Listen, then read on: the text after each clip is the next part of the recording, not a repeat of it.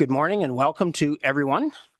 I just want to make you aware that council meetings are available live through Zoom, and recordings may be posted online on County of Huron's YouTube channel. You may be seen and or heard as part of these broadcasts, and your name, comments, and or presentation materials will become part of the public record.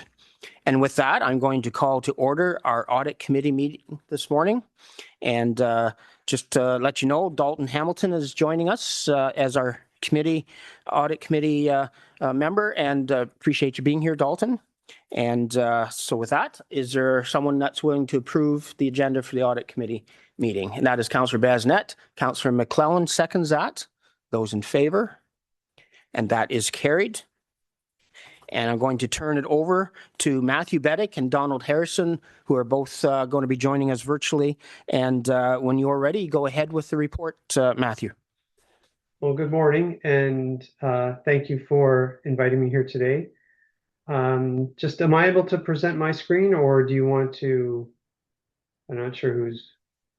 Yes, Matthew, if you wouldn't mind share screening. We have it as a backup if not. Okay, I just let me find the right button.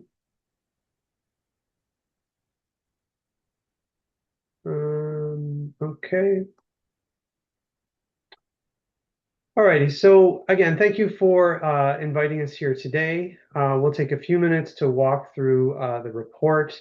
We'll have anticipated that it will be at least skimmed over by the committee members in advance of the meeting, so I won't do a page-by-page turn, but we'll touch on a few things that are required either under the standards for discussion or we think are important to highlight to the group.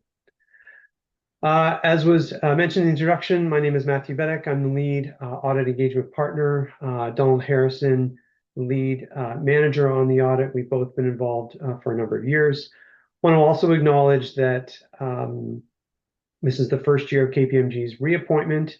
As you may recall, there was a request for proposals in the summer for which we submitted a proposal, and we want to thank County Council for approving us and for the trust that you put in the work that we perform, and we endeavor to work hard to maintain that trust. As we walk through some parts of the report, we'll touch on the first one, and this is what we've talked about in previous years. This is the setting of materiality and the concept of the audit. So setting materiality does two things. It sets the scoping for the amount of testing that we perform, and it also gives us a benchmark for which to compare if there are any uncorrected items that we find in our work and see if we can still issue a clean audit opinion. We set materiality based on a percentage of a benchmark. And for the county, we've used a benchmark of adjusted total revenue. So this is total revenue sort of removing some of the flow-through payments, primarily with Ontario Works.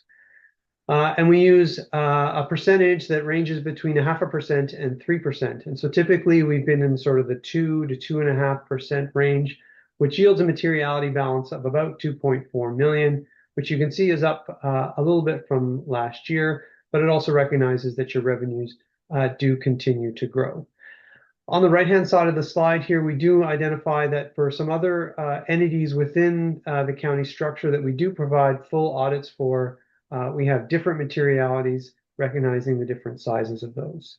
I also want to remind committee members that we do work that's at a much lower scope than this. So it's not like we don't look at anything under $2.4 million. Any and all transactions encountered by the county during the year are subject to selection for testing. If we do find errors or differences that are in excess of 5% of this figure, we will record those on our summary of differences and report them to committee whether they are corrected or not. I want to reiterate, though, that we do have a history of not finding significant errors or adjustments. So kudos to Mike and his team for making sure we have a clean set of books historically. On this slide here, we just go through the main captions of the financial statements and our overall responses to those. So here we've outlined them down the left-hand side and identified what the risk of error or the risk of fraud might be. Now, I've got a slide on this later. For the top one, the management override of controls, as we said before, this is a requirement under the audit standards to treat this as a risk of fraud. So we can't get around that, and it's not unique to the county. It's required for each and every audit that anybody does in Canada. So that's considered a significant risk because there is a risk of fraud attached to it. We have specific responses to this, and I'm happy to say historically we've never found any issues, but we will undertake appropriate procedures under the standards and report back in the spring on our results. In terms of the other captions here, we have a current year risk rating and a prior year risk rating. We have 3 categories of risk: base, elevated, and significant. And what this means, as you go up that continuum, those risks would, that would mean as you go up the continuum, there are higher risk factors that are inherent in that type of account.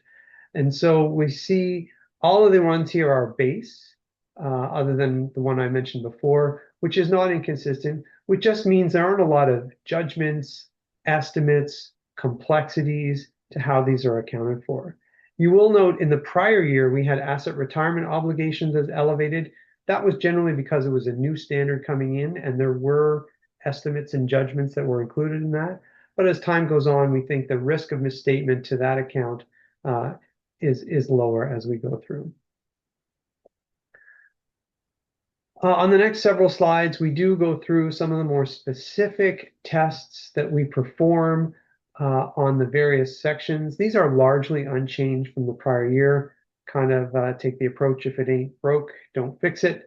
Those seem to be working, and so we'll continue with those processes there. So I won't read them in detail, but they're there for your information. And then on this slide, we are required to communicate with the audit committee around the risk of fraud in the audit.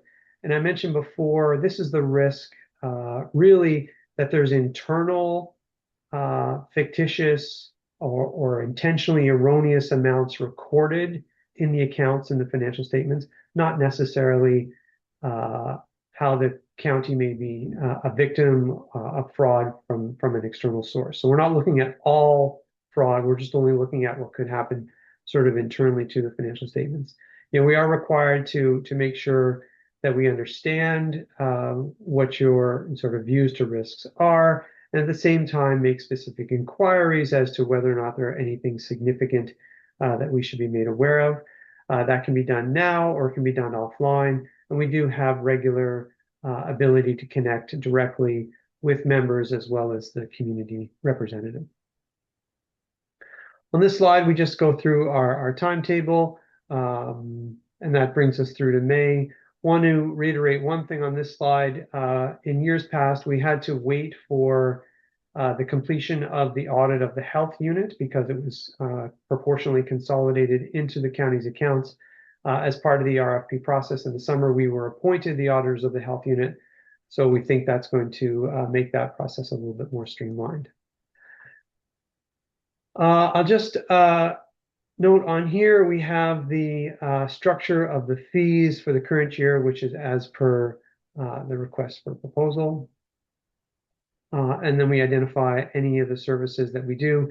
All of this to confirm that we do remain, independent of the county in the work that we do. Last thing I will touch on here is we've included a copy of our engagement letter that is addressed to the treasurer. But in that letter, we do identify there are certain communications that we're required to make to audit committee, as well as obtain acknowledgement from the audit committee that they understand their role in overseeing the financial statement reporting process. So with that, I don't want to sort of skip over anything that should be addressed, but I think I've touched the highlights of the report, so I can pass it back to the chair to see if there are any questions or comments. Thank you, Matthew. And I'm going to open it up to council. If there's any questions or comments, Past Warden Ginn, please. Yes, thank you, Mr. Chair. I wonder if you could comment, Michael, on the use of artificial intelligence. I saw it listed under your analytics, and I just wonder what you use now, what you're foreseeing is going to be used, and even if you want a crystal ball into the future, what might be coming. Sure. So we are, dipping our toe into the AI world. AI is very much a continuum. It's not sort of one thing, but it's using data tools to assist us in some of our work.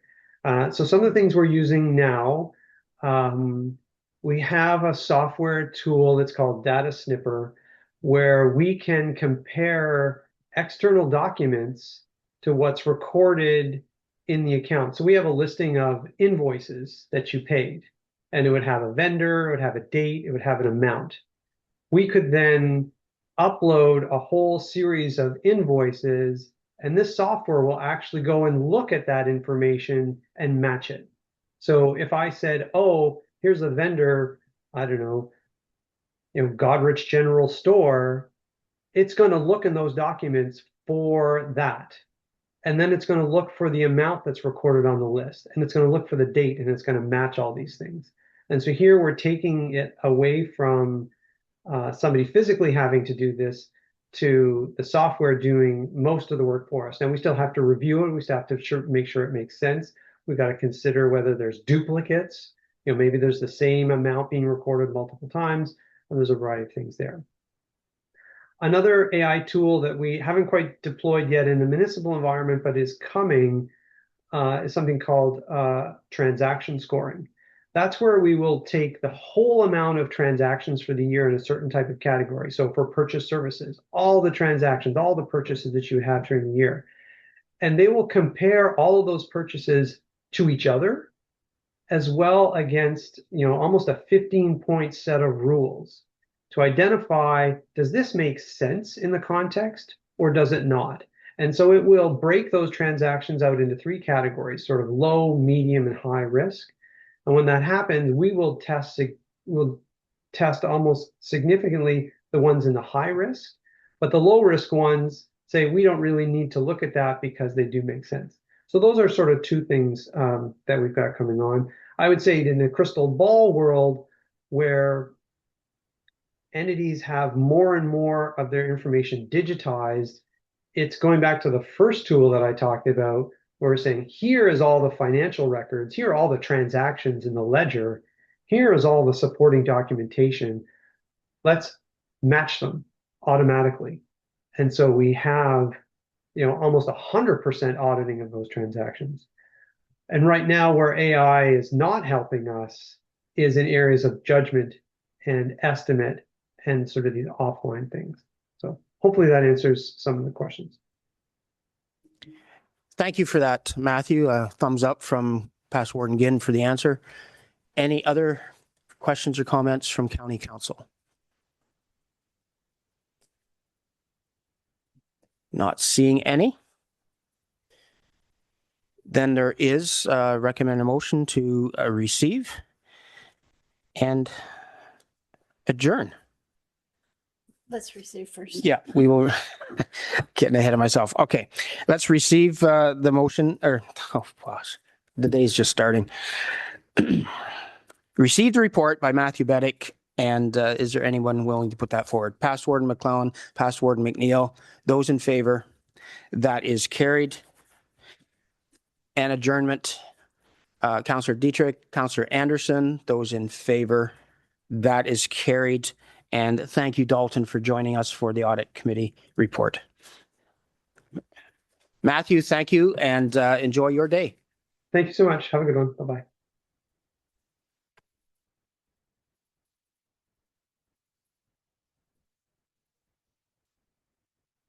All right, we are now going to go to our regular council meeting. So I'm going to call this meeting to order, and right off is the approval of the agenda. Is there any comments on that? Councillor Noel. Thank you, Mr. Warden. I would like to request an amendment to the agenda if I could. Do I wait until there's a mover and a seconder, or do I make that request now? Procedurally, I'd like you to discuss what the amendment is, and then we'll have a mover and a seconder to accept the agenda as amended. Thank you. I would like to have some questions answered before I make any decisions on item 8.1, which is the 2026 budget adjustments. I understand that some of these items include personal matters about identifiable individuals, and I think that the only way my question can be answered is in a closed session. So I would ask that a closed session be added to the agenda, please. Yeah, go ahead, Susan. For clarification, Councillor Noel, are you okay if we keep that under section 18, which is generally when we have the discussion of closed session? I think that whatever the clerk and the warden decide is fine with me. Thank you. We can be a little bit fluid on this, and if everyone feels that the closed session should be a little bit sooner, we can certainly do that. But let's leave it at 18 for now. Okay, thank you.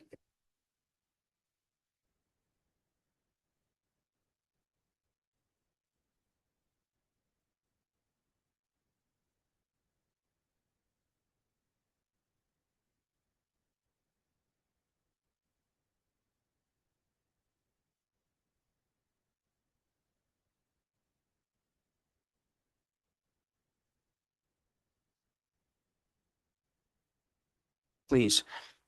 Thank you, Mr. Warden. I have a pecuniary interest with regard to agenda item 12.1, which is the recommendation to award RFP HCPW 26-504, the detailed design for the replacement of culverts, and item 12.3, which is a staff report regarding OSIM inspections. The general nature of my conflict is that my daughter is employed by BM Ross and Associates. Thank you for making us aware of that. Is there anyone else needing to declare pecuniary interest at this time? Seeing none, then I will move on to the minutes of our previous meeting. Is there someone willing to adopt those minutes? That's past Warden McNeil. Councillor Vanstone is seconding that. Those in favor? That is carried. And under delegations, the Huron County Food Distribution Center is here to present to us, and Dagny and Chris are here to present. So come on up to the podium, and when you're ready, you go ahead.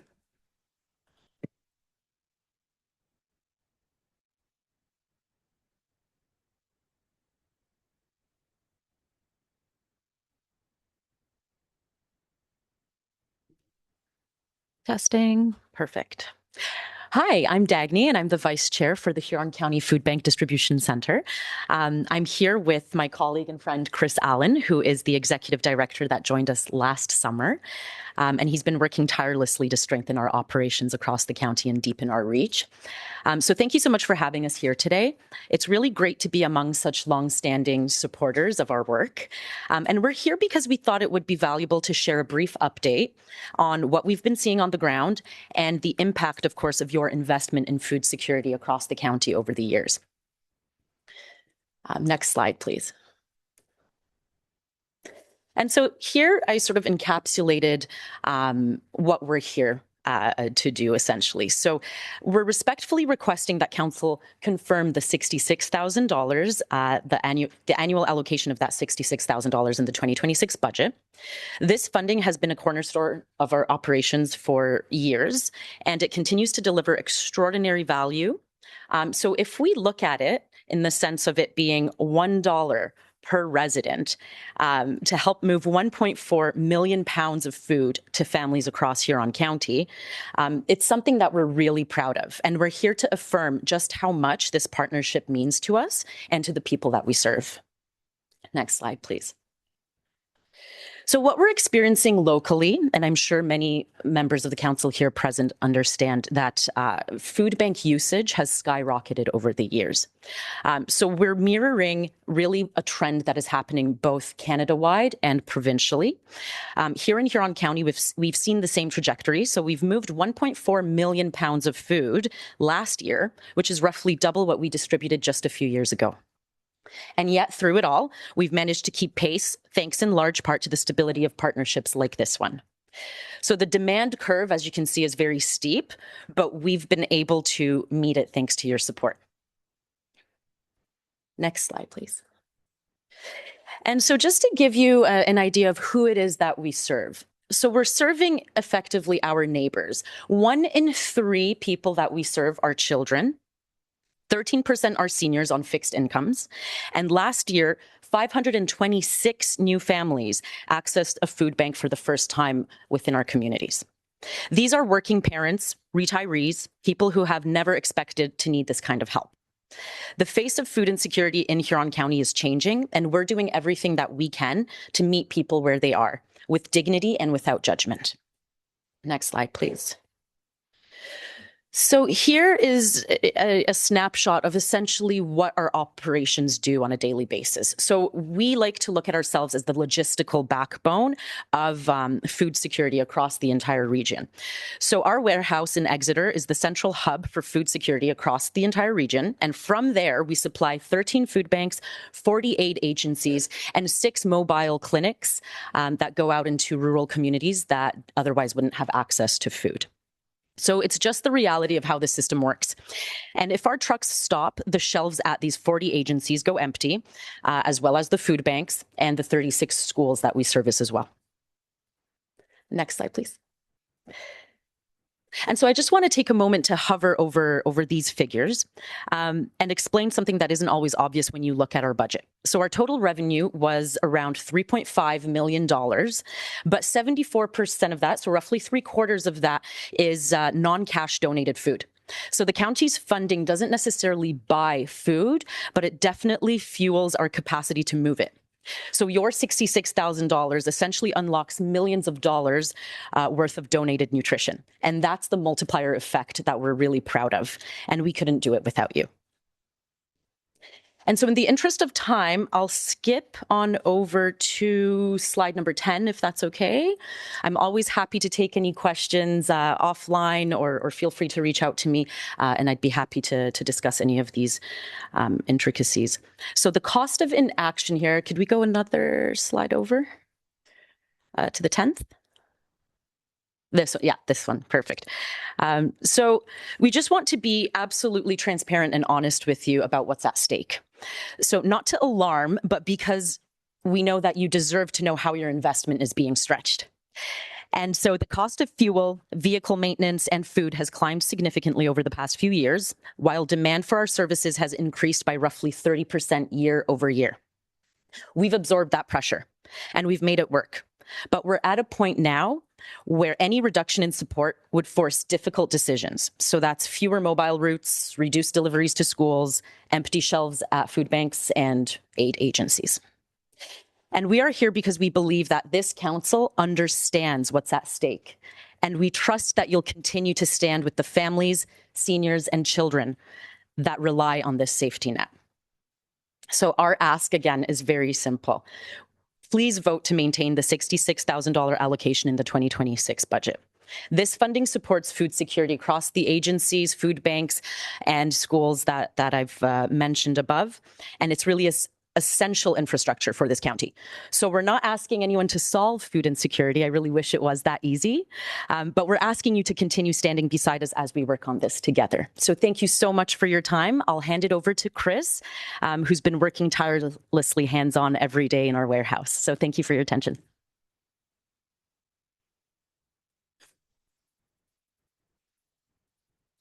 Good morning. As Dagny said, my name is Chris Allen. I am the Executive Director of the Huron County Food Bank Distribution Center, and I appreciate the opportunity to speak to you all today. Recent budget discussions have focused on a very real financial pressure, including facing Huron County, including more than $7 million for the Homes for the Aged, which is extremely important, taking care of those seniors. But I want to begin with a much smaller number. It carries a very large impact, $66,000 in here that helps fund the Huron County Food Bank Distribution Center, $1 per person per year, as Dagny said. For $1, food moves across this county and into the hands of the people that need it the most. Every day behind the scenes, we're working quietly to source, sort, and distribute food to local food banks, frontline agencies, and community programs and school snack programs. We're the quiet hub that keeps the shelves stocked, programs running, and the support workers able to say yes when someone asks for help. This food becomes groceries on families that are under strain, emergency hampers for people in crisis, and healthy snacks for children who arrive at school and cannot focus. and support seniors living independently and trying to stretch their incomes further each month. These are not abstract numbers. These are real people. Children trying to learn while distracted by hunger. Parents skipping meals so their kids can eat. Workers putting in full weeks but still falling short at the registers. Seniors are choosing between food, heat, medication, and frontline agencies depend on our supply so they can respond with dignity instead of apology. Since 2024, the demand for food across the county has increased about 30%. In that time, we're almost at 2 million pounds that has been distributed through our network. That food is on tables, snacks in classrooms, and relief in moments of real fear and uncertainty. If this funding disappears, the need does not disappear. It shifts into worsening health, reducing learning, deeper crisis, and more strain on other public funded systems. Small prevention and investments today prevent much larger costs tomorrow. This is not a competing priority to long-term care or other essential services. It is part of the same circle of care. Helping seniors remain independent longer, helping families stay stable, and helping children be ready to learn. For the cost of $1 per resident, the county helps protect food access for thousands of people of all ages and circumstances. $1 becomes meals, relief, and hope. And the return on that investment is measured in healthier people and a stronger community. Thank you. Well, thank you, Chris and Dagny. And on behalf of County Council, I just want to thank you and your team for the work that you do managing and distributing that food throughout the county. Fantastic work. So with that, I'm going to go to Council. Is there any questions that you would have? So Councillor Finch and then past Warden McClellan. Yeah, thank you. Through the warden, Chris and Dagny, thank you so much for your presentation. It certainly means a lot to everyone. You've spoken true words, and society has to understand that, you know, times have changed over the last 50 years and 30 years and whatnot. And society is always judged on how they treat the most vulnerable. And you mentioned that in the conversation about vulnerable sector people there. So, of course, if we support the food distribution bank, it helps us in deferring costs on our medical services to the society as well. People aren't in the hospital because of malnutrition and whatnot. So I commend you for what you've done. Thank you. Thank you. Past Warden McClellan and then Councillor Harding. Thank you, Mr. Warden, through you. Just two things. One, you talked about the fact that the $66,000 is a stagnant figure. It actually started at 60. So after a few years, County Council recognized the importance of the program and increased it the 10% up to 66. Certainly for myself, and I hear a lot of conversations around the room, and everybody believes that the money that we are donating to your organization is being well managed, well spent, and serves a good purpose. There's no question about that. My question is, when you went from having nothing from the county to having 60,000 the first year, how much of a change did that make, and how recognizable was it on day one? So, answer your question. I wasn't there for the first 66,000 or 60,000, sorry. So the change is obviously measurable. I can speak to what we do now. And honestly, what we've done in the last 9 months since May has grown almost 3 times the size. So that definitely helps us continue on what we do every single day. You know, we just had just a quick example. Yesterday, we came back after a long weekend and 2 trucks were down. We were able to quickly spin that into getting that food out to the community just by getting to Hensel Global and getting a part and fixing it on the side of the road ourselves. So any of that, the funding that does come in from the council, from everybody else, it all adds up and it all makes us be able to do what we can't do what we do without the funding that we get. We don't have federal or provincial funding, so we rely on everything that comes in to keep us above board and keep us going. Councillor Harding. My question is, I will start by, we really appreciate the work that they're doing. But my question is, the chain of, I don't want to call it command, but the chain of how these goods move. I'm from Howick Township, and we support the North Huron Food Bank. And we've got groups in Howick that go to Wingham and help man their truck when they're collecting a truckload of goods and things like that. Is there a better way for us to donate our money than the North Huron Food Bank? Or does that get in the chain and get help people, or how is the best way to donate to use through those local chains, or to jump in and go right to use? So every food bank has their own operating costs.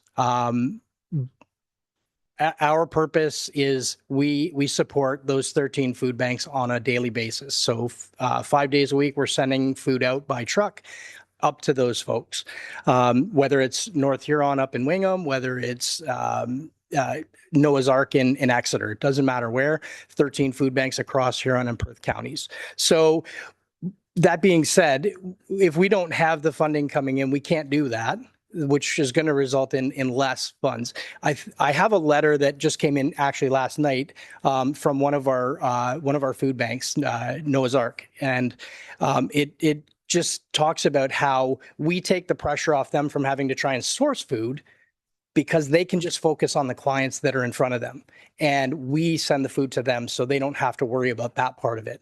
So in essence, I think that's the biggest part of what we do, is we alleviate a lot of the pressure on those folks that are running the food banks, which is a lot of pressure in itself. And then we take that on our shoulders and we move that stuff out and that food out to them. So if like I said, if we don't have that funding, we're not able to move that food to them, and then they would have to source that themselves, which is really difficult. And it's if you don't have the space, that's one of the things that is really good for us as well. We have space to put it on our floor and then send it out to you every week as a food bank. If, for example, one of our food banks has increased from about 1,000 pounds per week to 8,000 pounds per week of food that we send out to them. So 8,000 pounds is, if you have to try and source 32,000 pounds for a month, that's going to be a lot more difficult than just saying, hey, you know what, can you send us this? Right. So I think they have their operating costs and they have their own funding sources and everything like that. We try to alleviate a lot of that pressure from them. So that's where we come in and we try to alleviate that as much as possible. Just to follow up, I appreciate what you're saying, and it's good to know that this is going to the problem, not being ate up by bureaucracy and things like that, because that's the worst thing that can happen. And if you're coordinating all together, I appreciate that answer. Thank you. Okay. Anything else from council? So Chris and Dagny, thank you for the report, and keep up the good work. Thank you. And I'd be looking for motion to receive this report. So Past Ward McNeil, Councillor Klopp seconding that. Those in favor, and that is carried. Thank you so much. Is there any councillor comments at this time? Past Warden McClellan, please. Thank you, Mr. Warden. I will be asking for a report to be brought forward. I want to explain where I got to this at the workshop for homelessness. Actually, I thought I'd come up with a unique idea. I had my CAO look into the probability of it, and apparently there are 2 other areas in the province that have taken up the same concept. I don't know if their numbers are the same. I'm going to suggest that if we get a report from planning, which I'm told by Sandra that they already correlate all this information, which would be all the building permits in the county. And of course, they know how many lots are created each year. My suggestion would be if they could give that information to Treasury, Treasury could add some numbers into it, and through a development charge bylaw by each municipality, if we were to add 0.001% to each building permit, so if someone was building a $300,000 home, that would raise $300. If you're building $1 million home, it would raise $1,000. The concept behind this is the more houses, the more population, the more homelessness becomes a problem. If we were to use these funds through a development charge, it would not cost the taxpayer anything on their property taxes. But as development grows, This fund would help go towards our homelessness problem. The monies would be forwarded through to the county because they're the ones that best understand where the fund should be spent. So nothing gets added to anybody's property taxes. We can't get developers to build cheaper homes. But if they built cheaper homes, it would cost less. If they're going to build more expensive homes, more money goes towards this fund. I think this would be an opportunity to raise funding to help with our homelessness problem in the county. And it would be a steady source of income that the county could use every year to go towards the problem. Now, it's also understandable that in your larger urban centers, you have more development. You also have more lands. And along with the building permit, I would suggest that we have our parks and recreation. Every time we create a lot, we put so much money towards it. And whether $100 or $200 for every lot created could go towards this same fund. Again, it's not going to cost anybody a big amount of money, and it's only people that are increasing the housing and the population in the county that actually are contributing to it. So it truly is a development type charge, but it doesn't add to your property taxes going forward. So my request, and we can have the whole debate down the road of whether this is a viable thing or not. My request is just to ask planning to put the figures together, have Treasury throw the numbers to it, and bring a report back to County Council to have a discussion about whether we think this is an appropriate thing going forward. So I make that motion for the report, please. Our clerk is going to read back what she has captured out of this and see if that's suitable for you. Is it just for new housing builds, or is there anything specific with that? I think it should be on building permits, period, because On all building permits? it should be.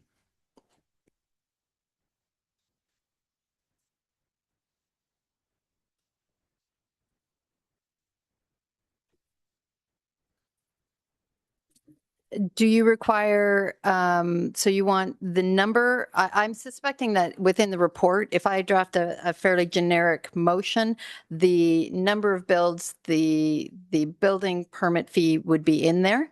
So how's this? The Council of the County of Huron requests a staff report on the possibility of increasing building fee permits by 0.5%. No, 0.001. Gee whiz, 0.001 to be allocated to homelessness in Huron County. Correct. And also a lot creation fee to go towards the same account.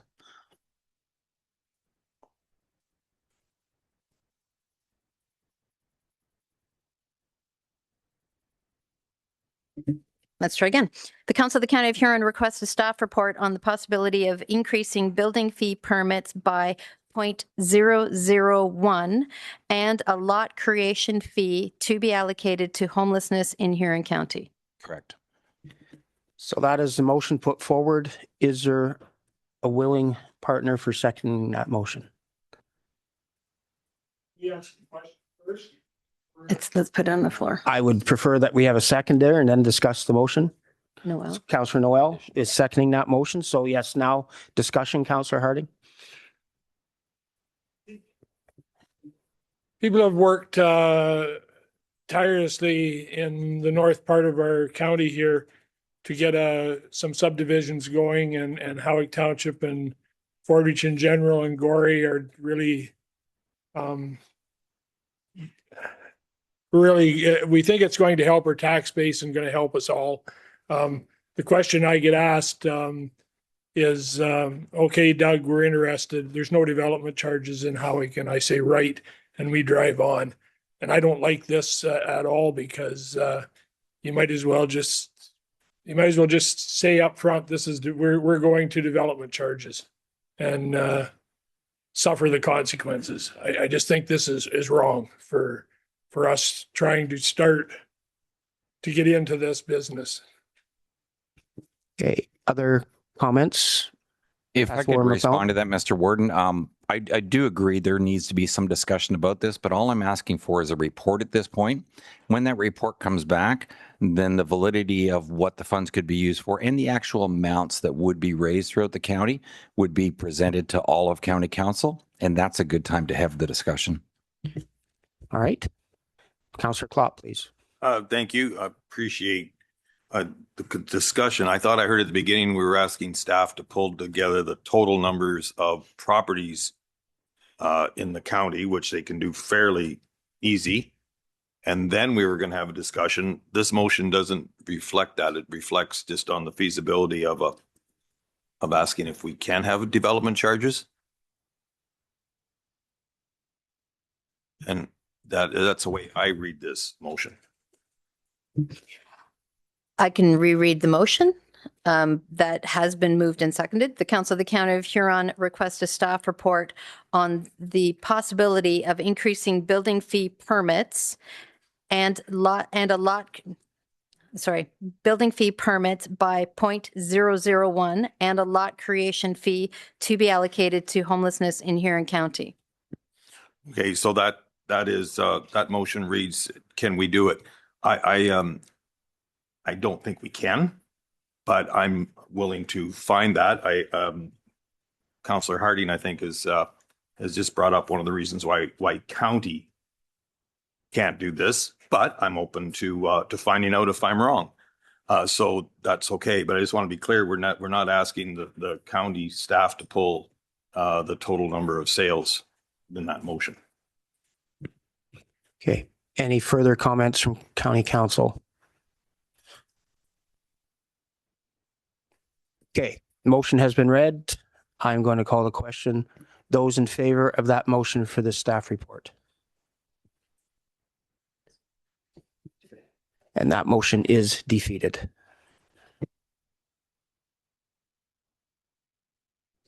Any other councillor comments? Past Warden Ginn, please. Yeah, thank you. Just a reminder that the Mid-Huron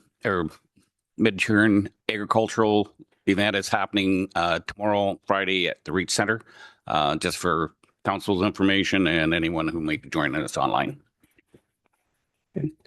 Thank you for that. Anything else? I am going to move on to our consent agenda, items 7 through 1 to 7.6. If there's anything on that list that anyone wants to pull out and speak to, this is your opportunity to do that. And if not, I'd be looking for motion to receive for information. That's Councillor Becker, Councillor Basnet seconding that. Those in favor? That is carried. We're at item 8 in our agenda now, and Michael is going to make some presentations for us on budget adjustments. Michael, when you're ready, go ahead.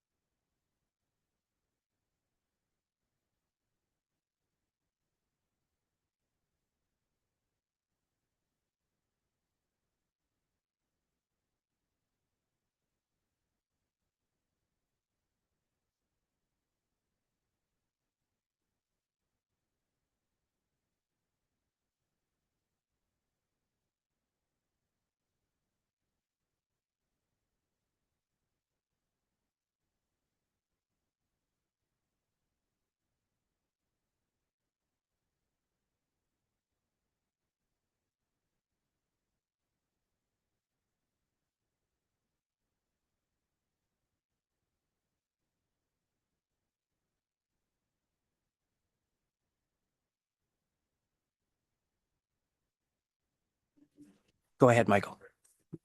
All right. Thank you, Warden. Well, thanks to County Council for giving me another opportunity to present this draft budget.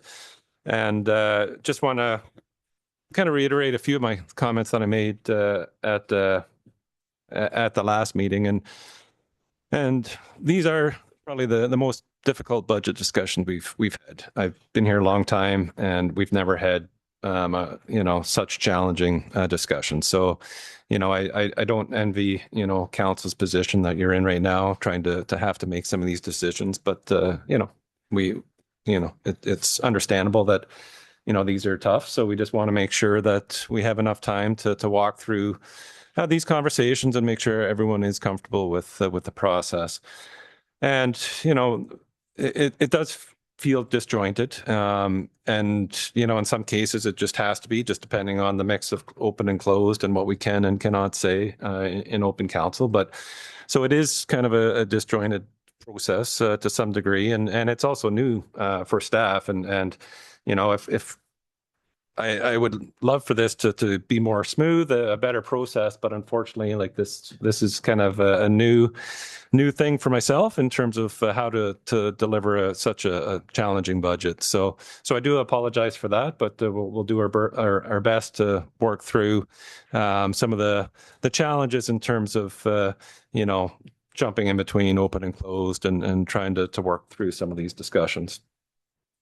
Also, just want to reiterate, we as staff, we did make some adjustments prior to our last meeting, where we found some additional savings of 1.16%, and that raised or lowered the levy increase to 8.72%.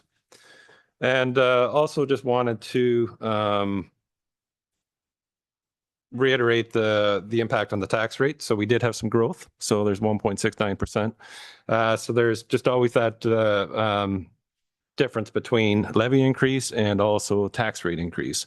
So as council is trying to wrap your head around where you want to land, that is something for your consideration is, okay, am I comfortable with a X% tax rate increase, or do I want to see X amount on the levy? And that's something that, as we're working through this, and where we ultimately land, that could maybe help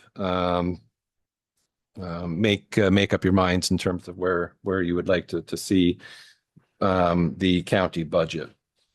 And again, the items on here on this list that we're going to go through, it's not that they're not important. We heard just a few minutes ago how important it is to our communities, and I know that. But we as staff, we were given kind of our direction in terms of a budget percent and with cuts from operating, and this is unfortunately kind of where we landed as staff.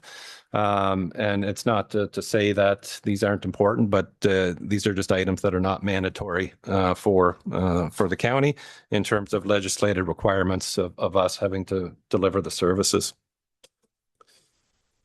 So one change that I do have that I made from this document on your screen versus what was in the agenda, and that was just with the non-union staffing position. So I made that adjustment there.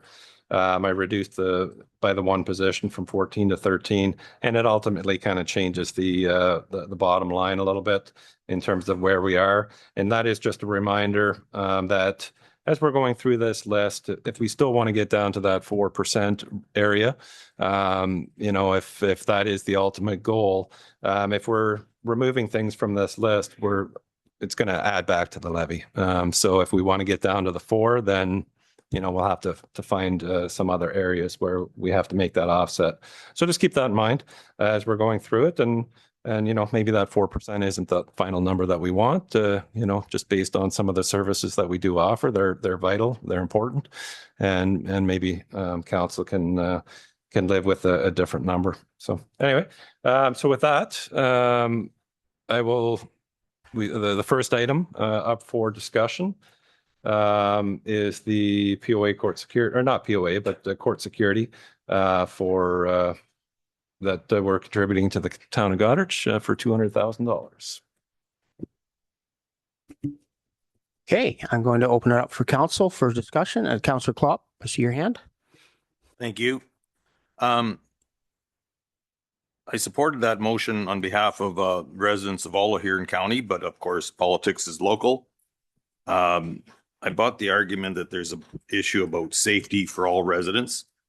I'm assuming, and I just wanted for clarification after that's my question, but I'll finish up my comments about safety is like road safety. We take the politics out of as much as possible, and we have there's numbers that the government has, and we ask consultants to do that for us, and then we make decisions as part of our discussion.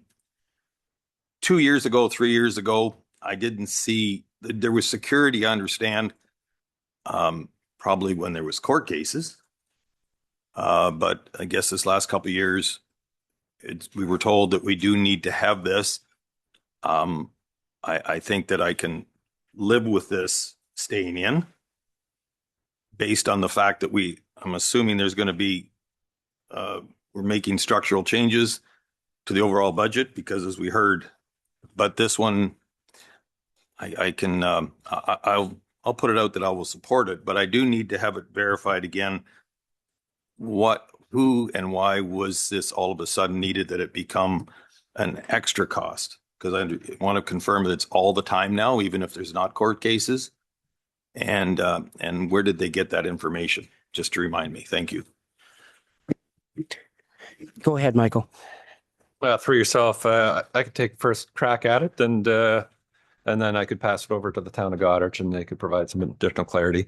So ultimately, the court security costs for this building, there's been increased standards, and we see it at our front as we walk into the courthouse, where we now have the metal detector and officers that are providing those services. And there's additional staff or court officers required for the building itself, for all the courts that are being managed. There's quite a cost to that, and there is a shortfall for the town of Goderich. They do receive some funding, but there's a shortfall in funding that is provided to the town of Goderich relative to the cost that they're being charged. That worked out to in and around that $200,000 range when we first looked at it. And that's where council agreed to fund up to $200,000. And if it happens to be less, then we would pay less, just depending on what that shortfall would be. But we would be contributing up to that $200,000. So ultimately, it's just a funding gap locally at the town to provide the services to this building. And I don't know if Councillor Bazinet would like to add else, or... For the most part, I think Treasurer Blumhagen covered it all. This was a want and a need, I believe, if I remember the conversation back in the day, from the Huron County OPP as well, in regards to, people just being able to walk freely into this building with concerns during court cases, and some of the court cases regarding family court, there was some concerns as well, with people just being able to roam around the building and not having an idea. There's entry points, and then there's a lot of points in this building that where people can actually hide. We talked about a homelessness issue that can become a problem in this building as well. If you don't know where people are, there are a lot of crooks and crannies in an old building like this. So that was expressed to us by Huron County OPP. We obviously didn't like the extra cost to it. And I'm happy to hear Councillor Klopp is willing to support this once again, because it is fair and equitable. That's what we discussed last year. This building serves the county. It does not serve only the town of Goderich. This serves the county. Past Warden McClellan, please. Thank you, Mr. Warden. And I certainly remember the discussion we had last year when we added this $200,000 to it. And so it was minimizing a historical amount that town of Goderich had to pay. If I understand correctly, the information we received at the last minute was that the province has increased the amount that they pay to the town of Goderich by about $200,000 this year. So I'm really having a hard time with, when we're looking at major cuts, that we're technically, if we pay $200,000 to the town of Goderich now, it actually reduces their property taxes while increasing it for the rest of the county. So that 200,000 increase from the province really should be offset with the 200,000 that we had been granting out. And I think that's the reason that this should stay in. I have no problem with the fact that if in the future things go up again by a large amount and the province doesn't step up, that the county certainly take a look at it. But at this time, with the numbers that we're looking at with our budgets, I think it is only fair that we take this 200,000 back out because of the increase the town of Goderich received. Past Warden McNeil, please, and then Councillor Finch. Thank you very much, Mr. Warden, and I concur with Past Warden McClellan. And my comments are out of total due respect to everyone. And we have been told that the gas tax funding has been increased to the town of Goderich. You can't specifically say it's for this, it's been increased, and the county's been decreased. And so I would have a challenge in including this in the budget, and I make those comments with total respect. Thank you. Councillor Finch and then Councillor Basnet.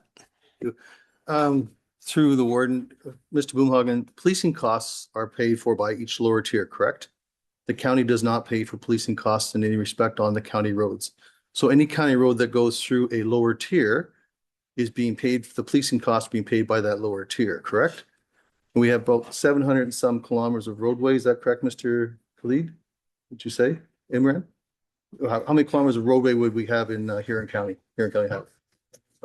Sorry, could you repeat that? No. How many kilometers of roadway do we have? 700. 700 kilometers. So those 700 kilometers are shared between 8 lower tiers because there are no county roads traveling through the town of Goderich. So we are paying at lower tiers a cost that's not being shared by the town of Goderich as well. So that's my observation. Councillor Basnet, please. Just for clarification, it's not the gas tax reserve. It's the OMP funding. County does not receive OMP funding. Lower tier municipalities, if I'm correct, Treasurer Blumhagen, do. And I believe the majority of the lower tier municipalities in this council chambers right now also received an increase. To have a county councillor say that we should spend this money on this or that, I think that's on the town of Goderich to have an understanding what their budget is and what their aging infrastructure is and how that money's being spent. So once again, this is a county building. It serves the county. When we talk about prisoner transportation, the prisoners aren't coming from the town of Goderich. They're coming from all over the county as well. Michael, please. Through yourself, Warden. And yes, I can confirm that it is the OMPF, the general.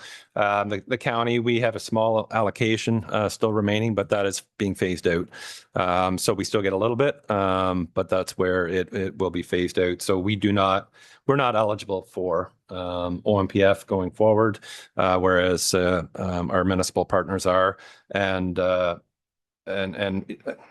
I'll just leave it at that. And correctly, as Councillor Basnet said, some lower tiers did get their UMP funding reduced. Councillor Noel, please. Thank you, Mr. Warden.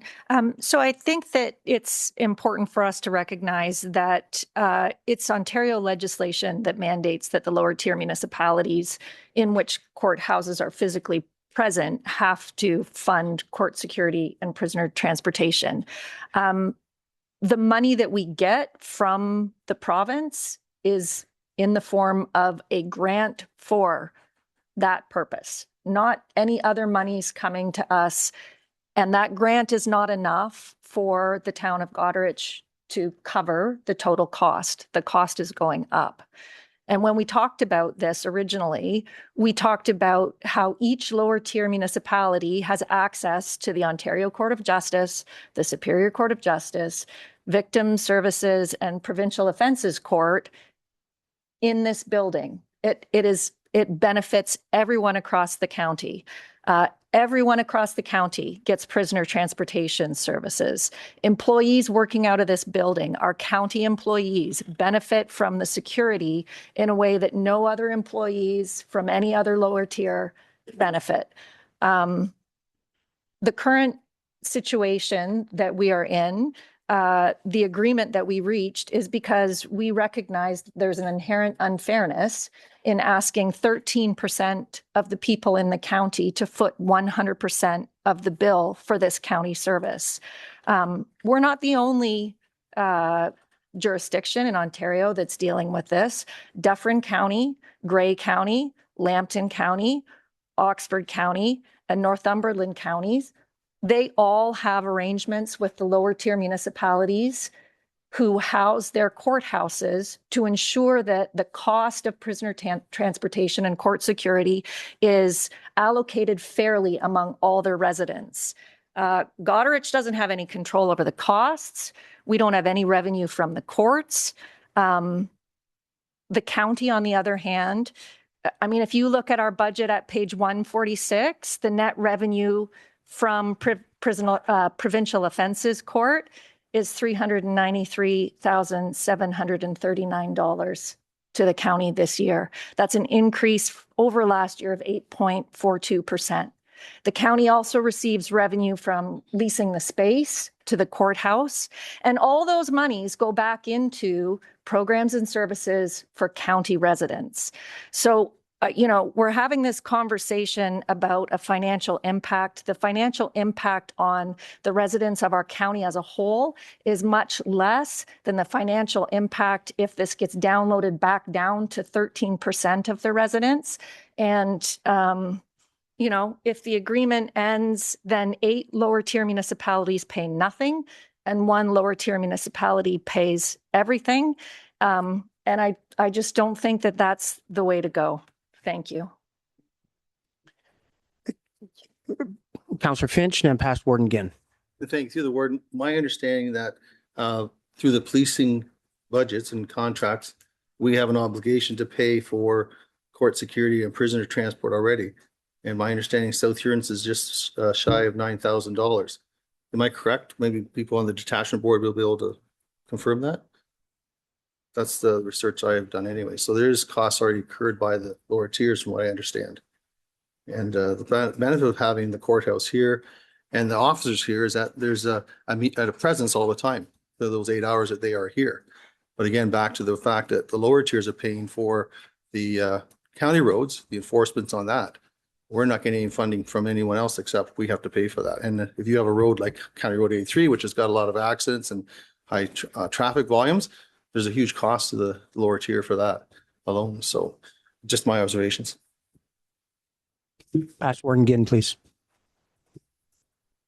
I would defer to Councillor Noel. Did you want to speak to that issue? Thank you, Past Warden Ginn, and thank you, Warden. The only thing that I want to say to Councillor Finch's comments is that the town of Goderich pays for OPP to look after our streets and our roads here too. Every lower tier municipality is paying for OPP in their lower tier. So, I don't think that argument holds a lot of weight because we're also paying that cost. Thank you. Councillor Basnet, please.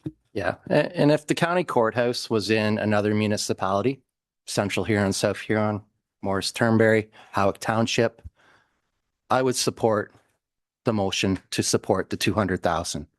This isn't a town of Goderich versus the rest of the county issue here. This is about being fair and equitable. And I'll use those terms until I'm buried 6 feet under the ground. Councillor Klopp and then past Warden Ginn. Thank you for allowing, again, clarification that on our budget, this is our second year for this program, correct? And the motion that was passed last year was it would be up to 200,000 because originally asked was 200 and then debate. And then the motion said they will show us the budget. And if it's under 200,000, then that's what we pay. So I think I got the answered question, but I just wanted to clarify in this past budget year, the extra costs that were 393,000 from what you historically had. I'd look to the whoever can answer that. So that means we will be paying the 200,000. I guess I just wanted to be clear on. Councillor Noel, that was your figure. I believe that was the cost to the county of operating courthouse? Can you clarify that? Thank you, Mr. Warden. That what I was referring to was the cost of the lease that the county receives money from for having the courthouse in the building. Okay, thank It didn't have anything to do with the grant monies received and the monies that we're paying. Thank you. Okay, then my question would be, what did we actually end up having to pay of the 200,000 last year? Has that been able to be at least give a rough idea? Might help all of us decide what we want to do. And I believe that is a Michael question.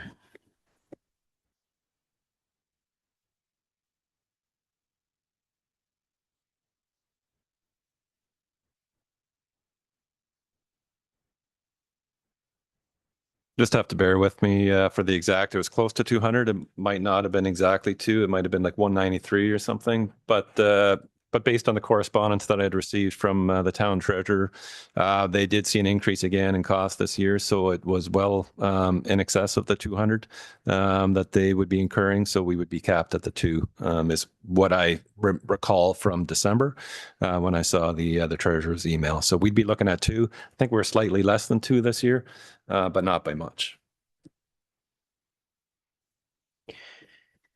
Pass Warden again, please. Yes, thank you. I don't have any problem leaving these dollars in. I'm not sure why it should be more by one municipality. I remember my time as warden walking down through the halls here in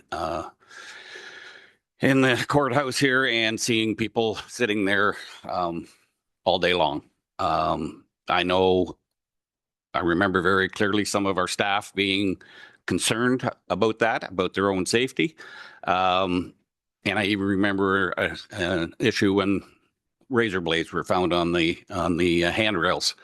So it is protecting our county staff as well as the courts. And I want to get to the point that I really want to raise.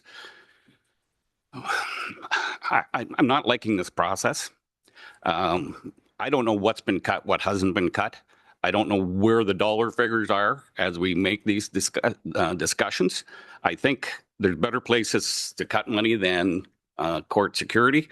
And I just wish we could get to it.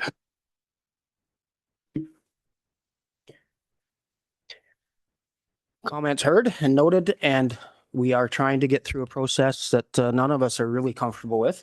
And I think the goal at this point, Michael, if I may add, and you can correct if you think it needs to be steered differently, but we're going to go through these blocks, and there is a closed session at the end of our day, which if there's something you don't want to discuss here that should be enclosed, we don't have to make decisions on all these as we go. If we could make some decisions, it would be helpful for staff to lay that out and help us go forward. So if you are at a place where you want to make a motion and we make a decision on one of these block items, we can do that. If you don't feel that you're ready, we don't have to make that decision right now. I want everybody to make sure they have the opportunity to weigh in and get your thoughts put forward. So Past Warden McClellan and then Councillor Bazinet. Thank you, Mr. Warden. I actually have been one of the people that have said Mike's doom and gloom, which has happened for the last 5 years. You've warned us that budgets like this were going to happen, and we didn't take it to heart. We didn't make the cuts when we needed to. But 5 years ago, I don't remember that we had future forecasting of 2 and 3 and 5 years out either, which has made a big difference with your comments to council. My concern is that I understand that the town of Goderich always paid the bill in the past. They did get an increase. I would suggest, and I think I suggested this last year and it got shot down, but whatever Goderich paid last year, that the county would top up the amount to cover the costs up to a maximum of $2,000 is the way it should be. So if the town of Goderich gets an increase, it helps pay the bill and the county only picks up the difference. That way I'm saying we remove this except change the wording so that it's only to make sure that the town of Goderich only pays what they paid last year. They don't win, they don't lose. They're only paying what they've paid in the past. If the province steps up, so as Mike said, that there was maybe an increase of what the actual costs were going to be. And if we have to pick up that difference over and above what the province paid, that's probably fair. But historically, the town of Goderich is still getting a better deal than they were treated in the past when we did nothing towards this. Is that a reasonable motion to put forward?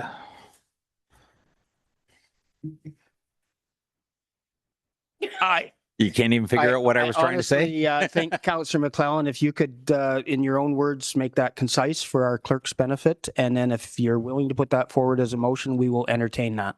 I would suggest that the county pick up the difference between the funding received from the province and the cost that the town of Goderich had of last fiscal budget up to a maximum of 200,000. And I just am going to make a comment while our clerk is scribing that. Last week, I was able to have a one-on-one conversation with our Attorney General, Doug Downey, and had a very good conversation with him. And he asked me what's our pressure point. So I was able to share with him the concerns and the incurred costs to the town of Goderich that over these court security issues. And he assured me that we're not the first to bring it up. And he also assured me that they are seriously looking at what they can do.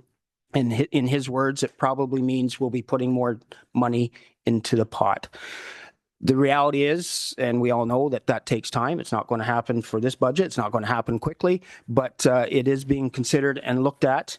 And I was able to share with him that the town of Goderich is incurring these costs, but it is really having an impact on every municipality in the county. He was very sympathetic to the conversation. I'm glad I had that one-on-one with him, and I just wanted to share that to council.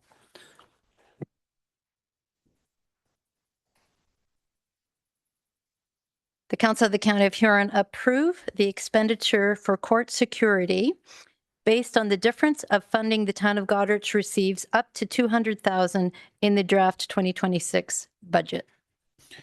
Am I close?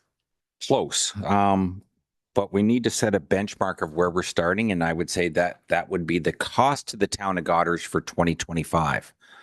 So whatever their cost was last year, that should be the benchmark that they pay going forward. And we will top up the difference between what they received and what it costs up to a maximum of 200,000 based on that benchmark. If the province comes through next year and gives them a $400,000 increase and it doesn't go up by 400,000, it costs the county less. Point of clarity? Go ahead. Okay, Yes. Thank you. I'm confused. And I don't know if I'm the only one that's confused.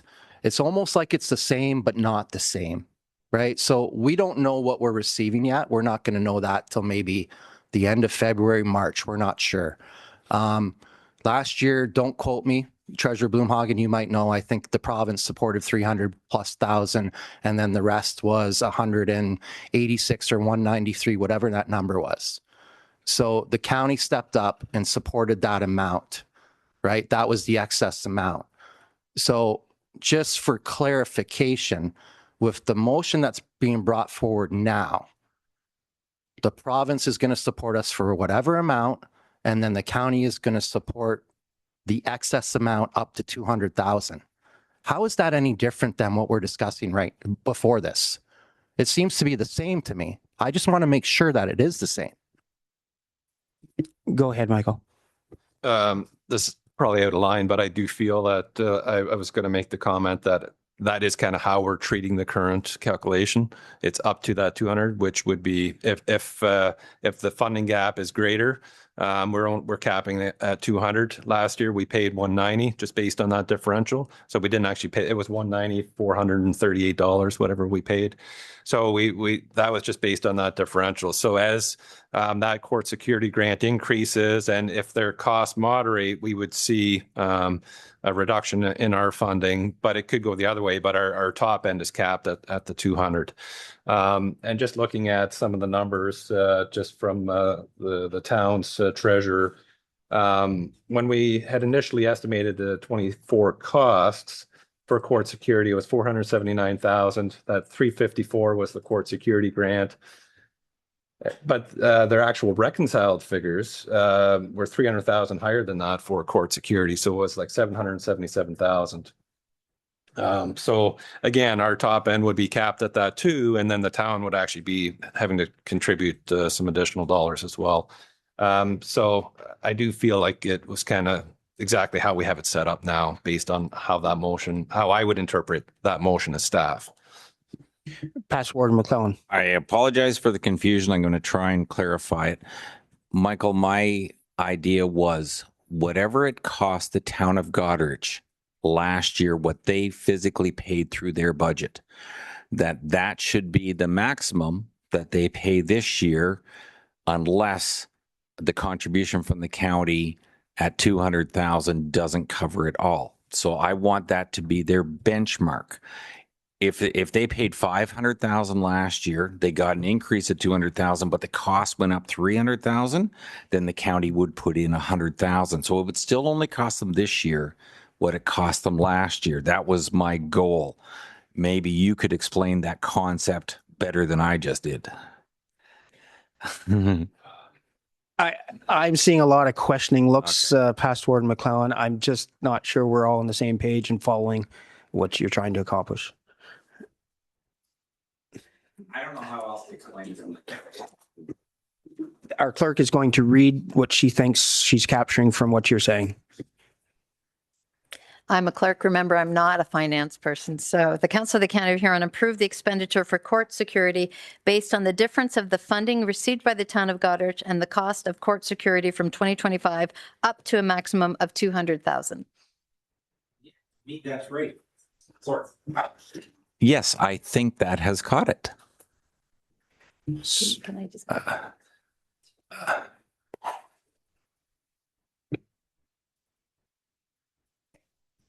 Treasurer Blumhagen, would you? Okay.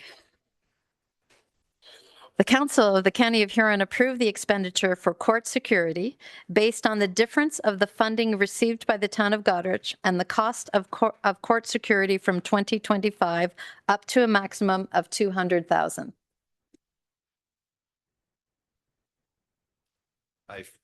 I feel that's about how we have that currently set up, like based on that. I'm almost hearing we kind of do a reset based on 25. The town of Goderich would kick in what they kick in. There's an overage. They would have to, let's say with 300,000 over funding, we set that at the benchmark. So they are expected to contribute $300,000. And then in the future, if the net cost is greater than 300,000, say it is 400, we would pay them 100,000. That's where you're going with that. So basically we're doing a reset where, okay, so 25, we take a step back, they're on the hook for whatever that figure is. And then going forward, we pay the differential. So that is a different, so that would be reverting back to where we are, setting a new benchmark, and then starting forward from there. And if I can comment, Mr. Warden, I do believe Michael explained it better. So the idea is the first year the county ever contributed, that is the benchmark that we move forward on. And we try and make sure that the cost to the town of Goderich doesn't go above that amount. And the county will pick up the difference up to a maximum of 200,000. So we are making progress, because with Michael understanding it better, that's one more person that's getting a bigger picture here. And I truly think I understand where you're going with this. That is put forward as a motion. Is there someone willing to second that motion? And there is no seconder, so we are going to continue the conversation. Okay. Councillor Bazinet, please. I'd like to bring forward a motion that we support the town of Goderich court security for a maximum of up to 200,000. I would second that. So Councillor Harding would second that motion. Any further comments? Those in favor of that motion? That motion carries. Continue on, please, Michael. Okay, through yourself, Warden. So I have adjusted the chart. So the next item on the for discussion is the $50,000 contribution we make to the YRASP program through the YMCA, and that is funded through the OW program, but it is county levy that is providing that fund. Okay, County Council, is your comments on that block item? Councillor Heffer, please. I move that to go forward. It's being taken off, please.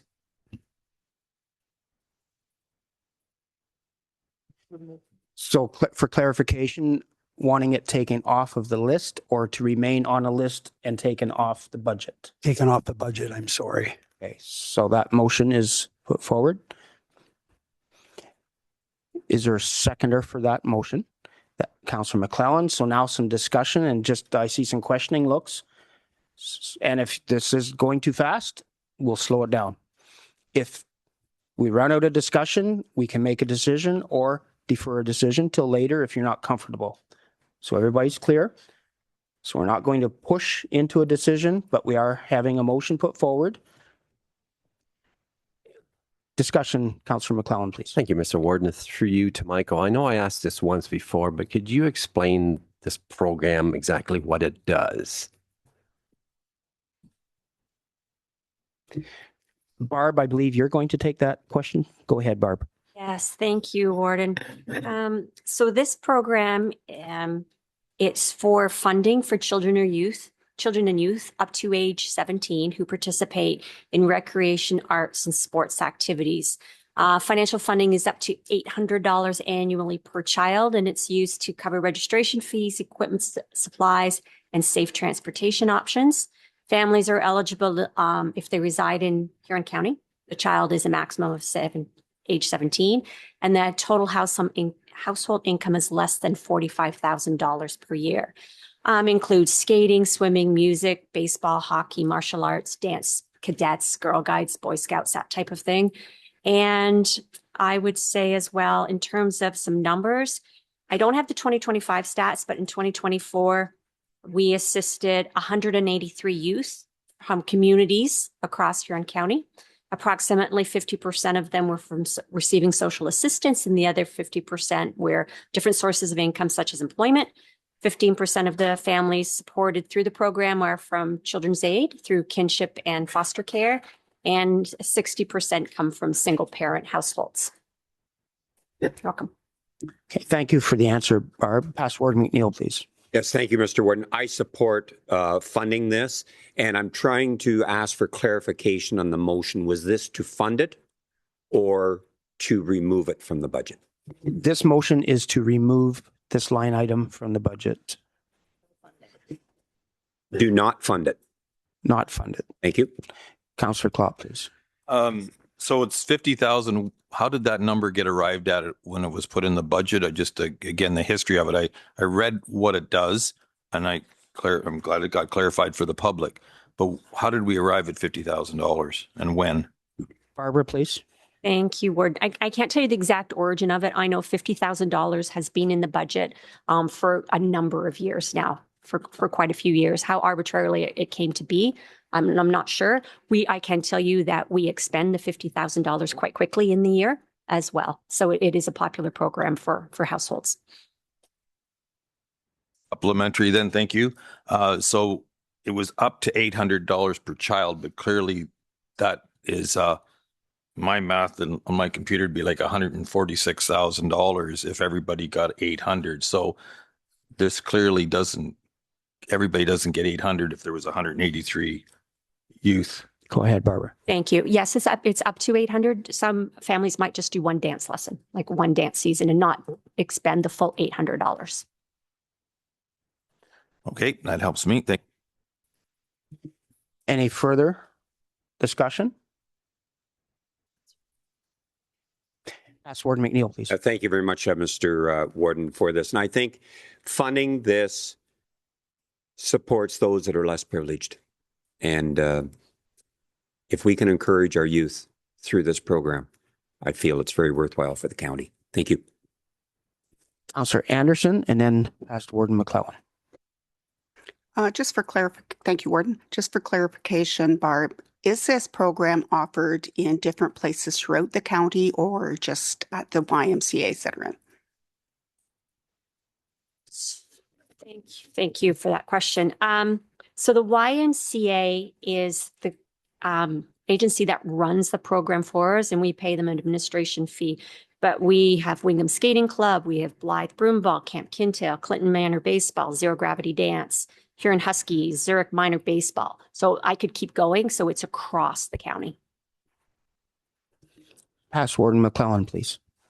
Thank you, Mr. Warden. And I don't want to be cold-hearted, but the bottom line is that we have core responsibility as county council. Certainly the next one, making sure that people are fed, I think is a lot more important. And as much as it's nice to have programs like this, I think there are other responsibilities. And at some point, if we go through these one at a time, there will always be valid arguments. That's why we had the programs to begin with. And we're never going to make any cuts if we keep going with this. So I certainly can see that if something has to get cut, this is the first item as of now. Councillor Noel and then Councillor Klopp. Thank you, Mr. Warden. This is just a comment on the YRASP program generally, because it's not just a Huron County program. It is a program that is offered through the YMCAs all across southwestern Ontario. So it's in Lambton County. It's down towards like Chatham, Kent, and it's all over. So that's just some background information. Thank you. Thank you for that. Councillor Klopp. I heard the word we pay administration. Is that part of the 50,000 administration, or is there a separate line item for that within the budget? Barbara? Thank you, through Warden. It's included within the $50,000. It's not extra. Okay, thank you. Follow up? Yeah, in hearing that, and it's certainly not, we to a point, someone says, I don't know what, we do need to make structural cost changes. And we go line by line.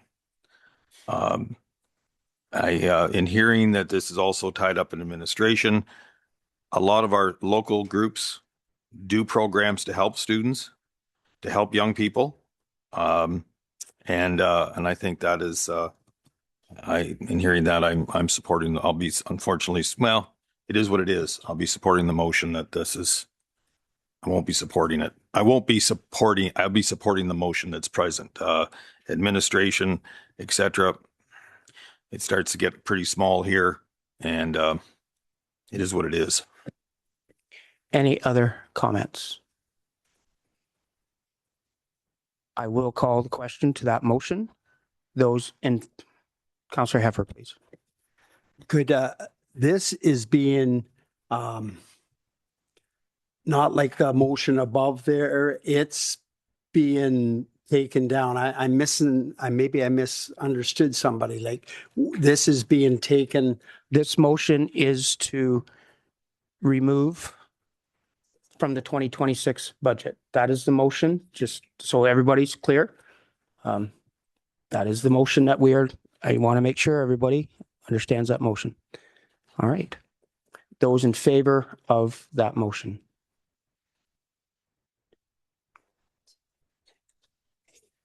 That motion does carry.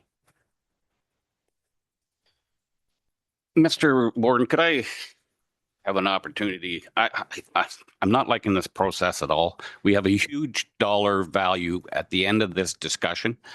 I need to know whether council is going to support the roundabout or not. It's going to affect how I see it. If council is not willing to take that out, then we have to make cuts elsewhere. If we're going to take that out, a lot of these programs that have been embedded for years and well used remain in. I'm going to propose a motion, which is to defer the roundabout.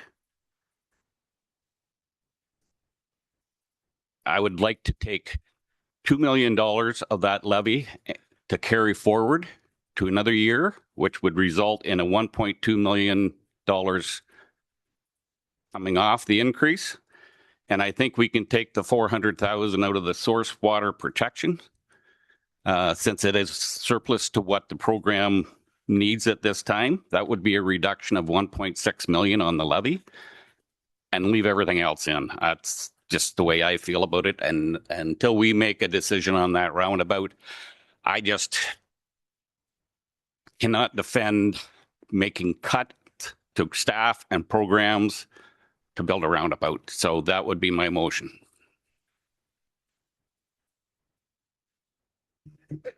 So, Past Warden Ginn, our clerk has got a little bit of that written down, but not all of it. So we're just going to take some time here.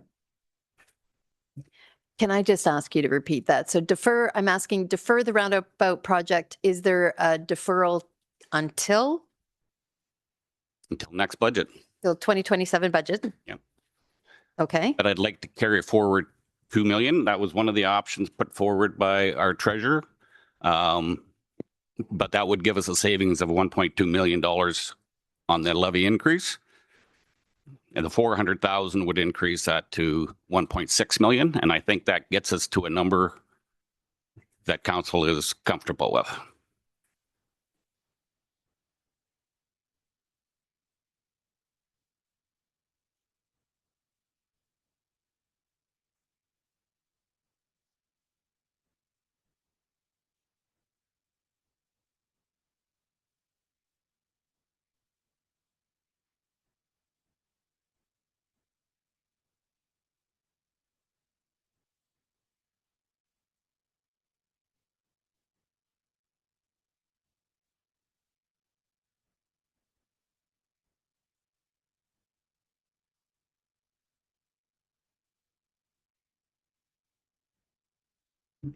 And maybe why staff is conferring, could I ask the treasurer to see what that levy increase would result if those two items were dealt with in that manner?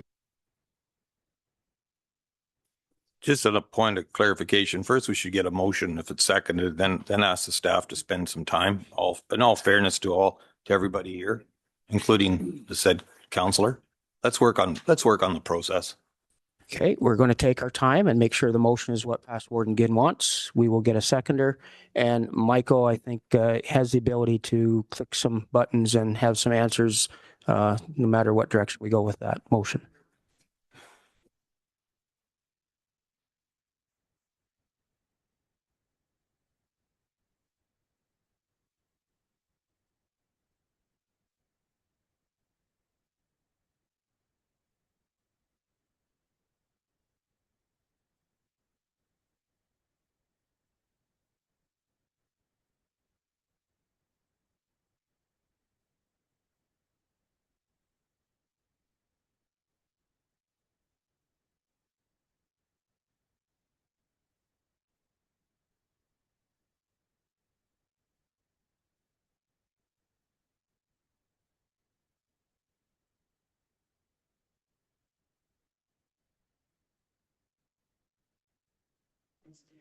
Okay, our clerk is going to read the motion and we will see if that's capturing what Past Warden Ginn was wanting. Okay, I will be itemizing them a little bit just for clarification, okay, Councillor Ginn. The Council of the County of Huron defer the roundabout project until 2027 budget discussions with a carry forward of 2 million plus the water source protection of 400,000.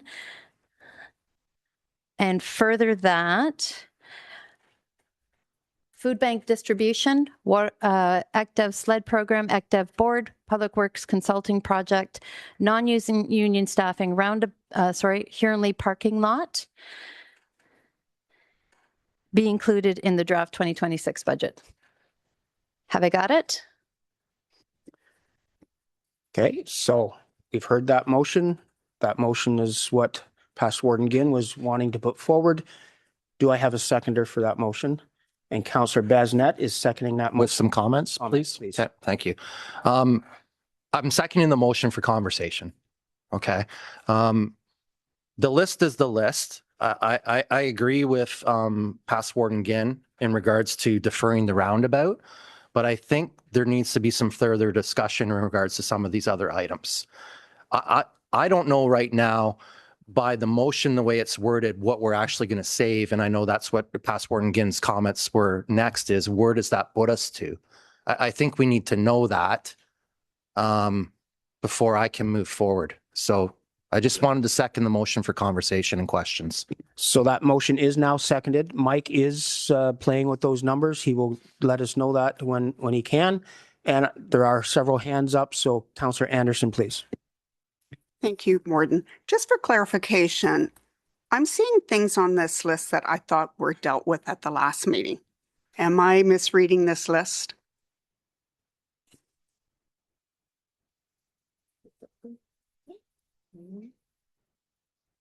There were things that were dealt with in the closed session at our last meeting.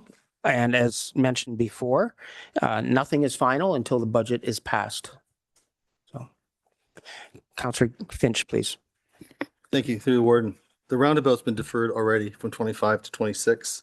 It would be, in my opinion, respectfully irresponsible for us to push it back to 2027. We talked about safety at the courthouse here.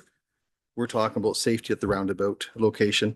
And I've got more information that I'd like to present to council, as I'm sure other members of council do as well. But this is a ticking time bomb that needs to be dealt with immediately. Councillor Noel, please.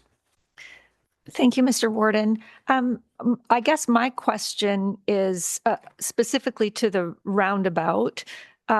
We asked for additional information about the safety measures that have been put in place and what new statistics show us since those measures have been put in place. I don't think we have that information yet. Is that accurate?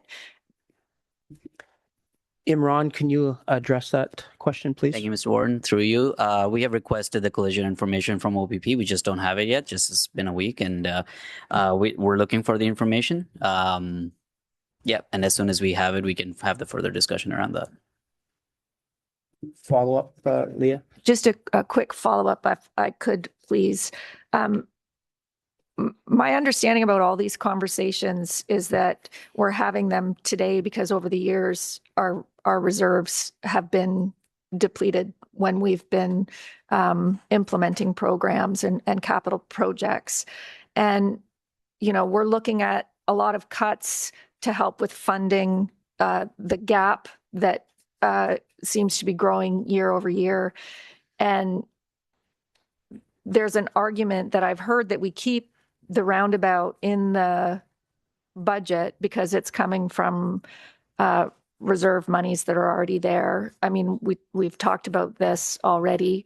But if we're spending $3.5 million or whatever that amount is that could stay in reserves if the roundabout isn't necessary or warranted, then isn't that something that we want to do if we're trying to actually make sure that we don't continue to deplete those reserves? Are there other options we could consider that are less expensive at this point? I don't know. You know, can you reduce the speed limit on both roads at that intersection to 50 from 70?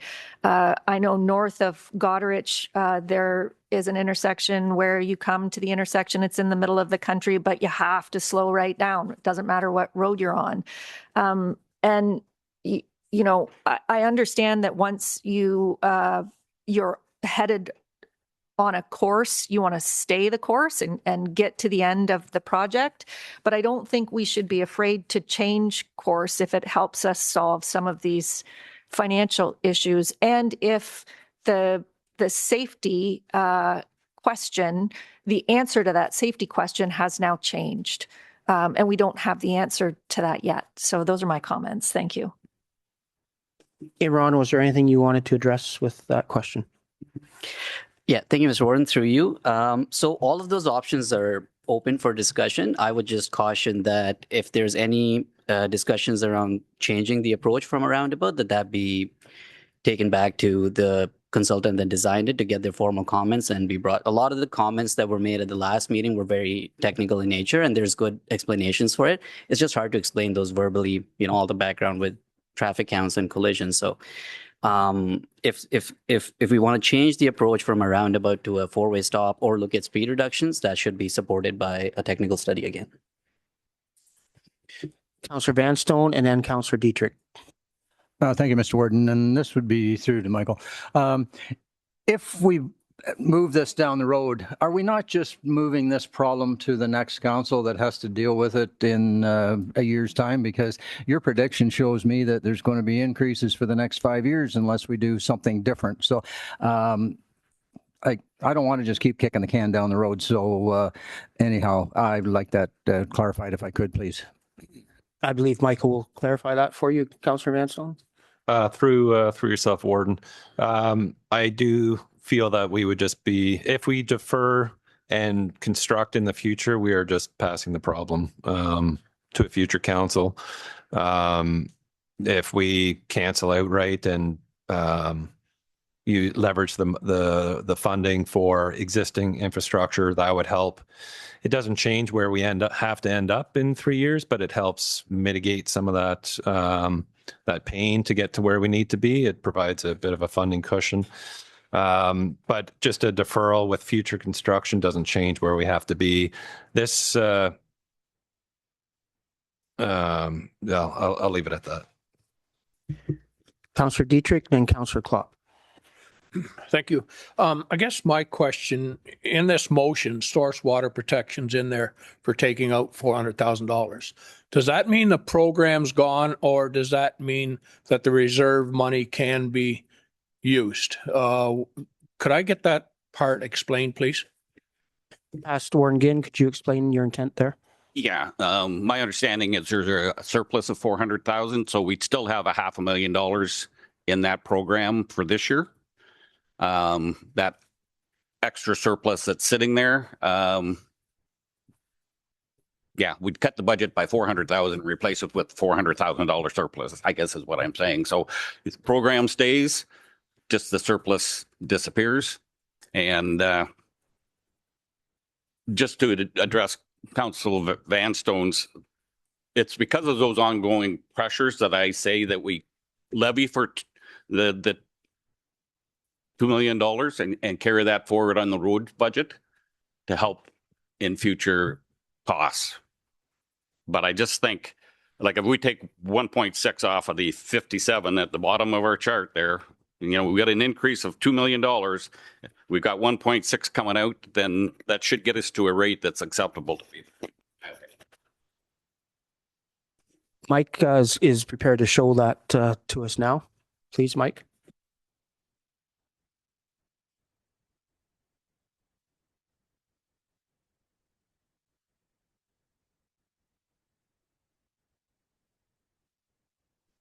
Thank you, Warden. So in terms of the impact, cumulative impact, I'll show the impact on the chart, but I'm also going to show the impact on our asset management funding as well, because that has an impact on that.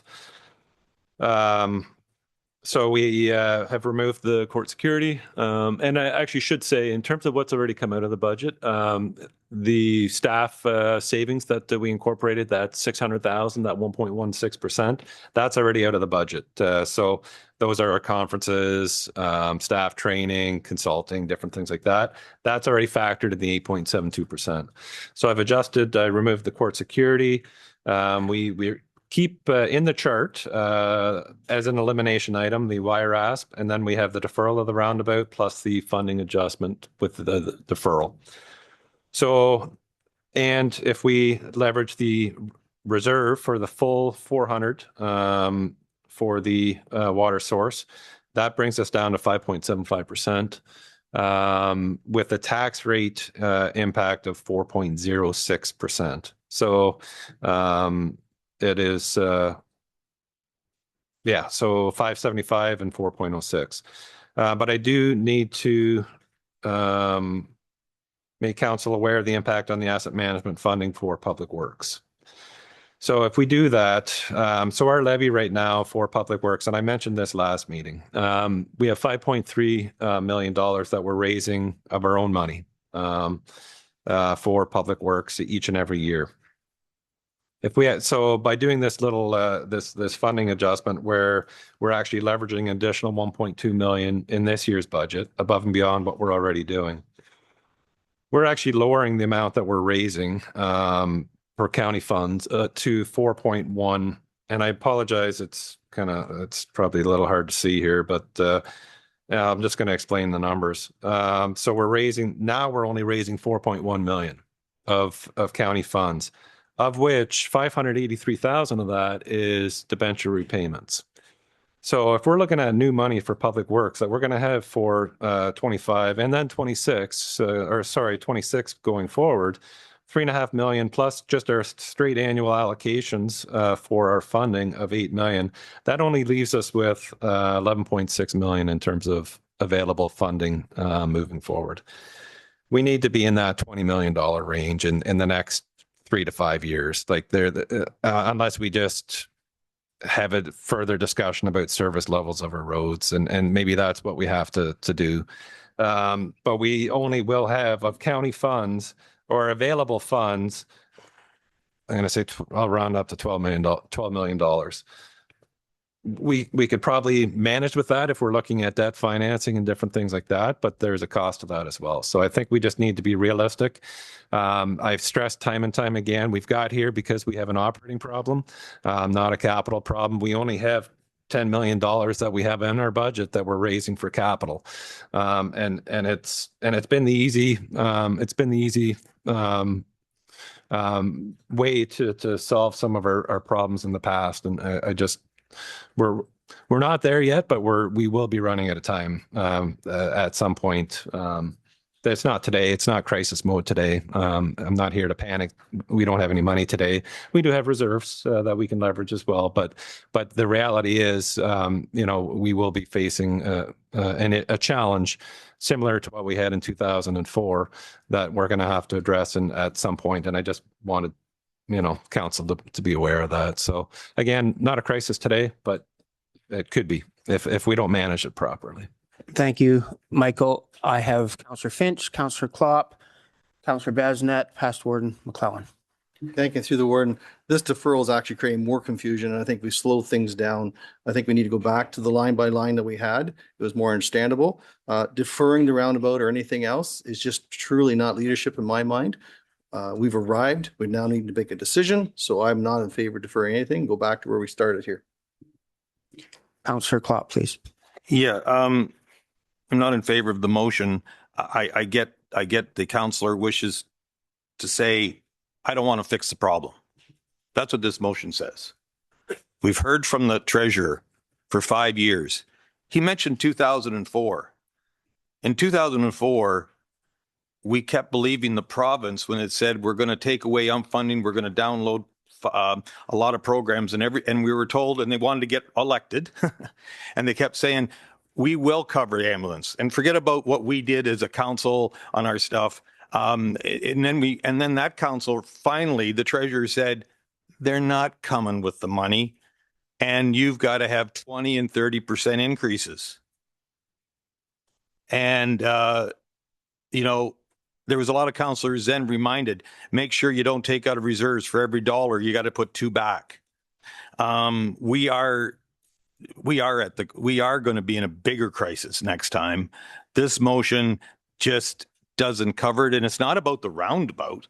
There's in there about this and that. And then there was a discussion that don't worry, for any of you who want to keep the 400,000, we'll put the 500,000 on reserves. That's not in this budget. That's not in this motion. That's an assumption. I can assure you that we all got to understand that we're voting one by one. That's how it's laid out. That's how we will come to a conclusion. at the end of the day. But this motion just basically says we are going to have a 30 to 40% increases in 2 years from now. And that is the fact. Don't take it from me. The treasurer has tried many a time to tell us his key word was we have an operating issue. Capital you can move. I've used my examples in real life in farming. Trust me, we've all done it in our own businesses. So this motion, I get why he made the motion, but it's not the right way to go, having all this in one. It's one by one is the way to do it, and that's where I'm at. Councillor Basnet, please. Thank you, through you, Mr. Warden. I appreciate the motion. I think there was a lot of thought put into that motion. And I don't disagree with going down the list here either. If that's, what the majority of council wants to do, I will support that. Because, for example, not to go off the rails here, it's on the list, so I guess I will be staying on the rails. ECDev board at 21.5. What boards are we required as a county to have? And what boards are we not required to have? Because why are we only looking at the ECDev board? If we want to cut some cost, then let's get rid of the other boards as well. And that will be my comment when I get to that line item, because we're looking at cutting staff. I mentioned at our last council meeting, we should be looking at, and there already is, cuts to council, but we should be looking at even more cuts. And I appreciate the people in the communities that volunteer to sit on these boards. But at the end of the day, it comes at a cost of 21.5. I don't know what the other boards cost, but are those boards really necessary if we're going to talk about cuts? We should be talking about everything. Past Warden McClellan and then Councillor Noel. Mr. Warden, I will vote against the motion as it stands. I understand the concept and what's trying to be achieved, but the problem is that every time we take out a major capital project, we are pushing our problem down the road. And for that reason alone is why I'm not willing to do it. I will not vote in favor of anything on the roundabout until the motion is put forward that we cancel it altogether. Councillor Noel, please. Thank you, Mr. Warden. I really feel like I'm at a place where I don't have all the information I need to make a decision on this item. What I was going to say originally was, what I was going to ask is if I could offer a friendly amendment to the motion, which would be that it only deal with the roundabout and not the rest of the line items, because that might make it easier or more palatable for my council colleagues to consider. But again, I'm going back to the fact that it may be a reasonable way forward to cancel this project if the project isn't necessary, but I don't have that information because we're still waiting for it. So I don't know what to do with that, but those are my comments. Thank you. Past Warden Ginn, please. Yeah, there's a couple of things. The reason I said to defer the roundabout for a year is that so that we can get that information. We don't have reports. We made many changes in that area, including reduced speed, bigger signs. And to my knowledge, we haven't had any kind of a major accident there. And that's why I would defer it. Next year, the council of the day may decide to kill it. I don't know. I'm just saying that if we can take 1.2 million out of our budget, and the reason I'm leaving the 2 million in there is so that our asset management plan isn't blown up. Put that into the roads budget. Council of the day next year can decide whether they want to put those dollars toward the roundabout or whether they want to put those dollars toward whatever, repaving, bridges, whatever it might be. We've had some discussion here about a major cut that would take 5 years to implement. I think it's important. I'm trying to choose my words carefully here. I think it's important that we start that process. That's where the operating dollars can be reduced in the future. It may take us some time to get there, but if we're hiring consultants, I don't want to finish that in open session, because I think that would identify some people. But I'll leave it like that. That's the reason I think that the budget should be deferred on the roundabout. And, if people feel that it should be taken out and killed right now, that's fine with me. But I think, as Councillor Noel said, we need to get updated information on the accidents there. Councillor Becker, please. Thank you, Mr. Warden. You heard me last week explain about some accidents that have happened at that corner. Last night, coming home from another fire call, 2 vehicles, flashing lights from the south, blew that stop sign. Bang, bang, through. Fire truck coming from Exeter going back home. Seen the vehicles coming, they slowed down, or there would have been another occurrence. There's flashing lights, yellow flashing lights, red flashing lights on those stop signs. From the north going south, there's a speed limit down to 40 kilometers an hour. People are not adhering to the speed. We have the results from our consultants telling us that there's these accidents, near misses. I know the OPP don't have all the stats because they're not there every day, but they do sit in the cemetery entrances and slow a lot of the speeders down.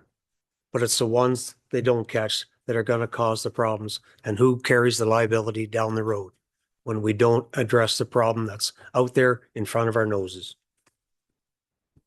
Councillor Bazinet, please. Could I maybe to speed this up, because we talked about the roundabout at length at our last meeting, and we're continuing to make the same comments from our last meeting. It's like Groundhog Day. Could we have a recorded vote on this? If you're requesting that, we can have that. Councillor Klopp. Yes, and thank you for allowing me. Again, there is not just one issue that's in this motion. There's 5 or 6. Councillor Noel twigged on a really good point. We really should be going one by one, and what goes in or out, I'll live with that. This motion, as I said earlier, I've already said, this motion will basically be Groundhog Day. We haven't fixed a darn thing. So I think we still have the debate. Vote no for this motion, and then we finish going line by line, and then what stays in, what stays out, stays out. And I'll live with that, and we should all live with that. So I couldn't call the question, sir. I think we've had enough discussion. Councillor Anderson, please. Thank you, Warden. Just for clarification, I want to know what the vote is going to be, because Councillor Noel did ask for a friendly amendment to it, and whether or not that amendment's been made or just exactly what we're voting on. Our clerk informs me that there's no such thing as a friendly amendment. Please remember those words. So the intent of amendment is to slightly tweak an original motion. So to amend this motion the way Councillor Noel is suggesting is to basically delete the bottom portion of this, right? And that is completely changing the intent of this motion. So it is my recommendation that you vote on this motion. If you do not like this motion, don't vote in favor of it, and you can bring back maybe the motion of the roundabout on its own, and then the other ones on their own as well. But in order to amend it in the way that you're intending, Councillor Noel, is to completely change the intent of it.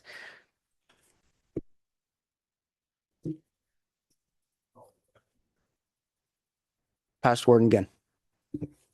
I know this is adding to confusion. I will change my motion to read that the roundabout be taken out of this budget.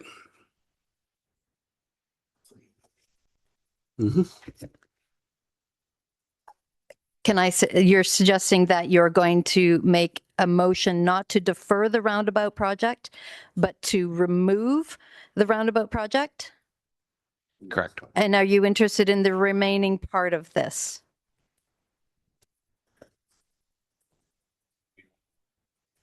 I think everybody's getting a little confused by this. So I just want to make it simple. Sorry, to remove the roundabout from the the budget. And that is the only thing that you're doing. Can I ask if you're willing to withdraw the original motion? Yeah, well, sorry, yes, I Thank you. will withdraw the original. motion. Okay, so the mover, Councillor Ginn, is withdrawing the original motion, and Councillor Bazinet was the seconder. Are you interested in withdrawing the motion? I'm interested in withdrawing the motion and seconding the new motion and asking for a recorded vote.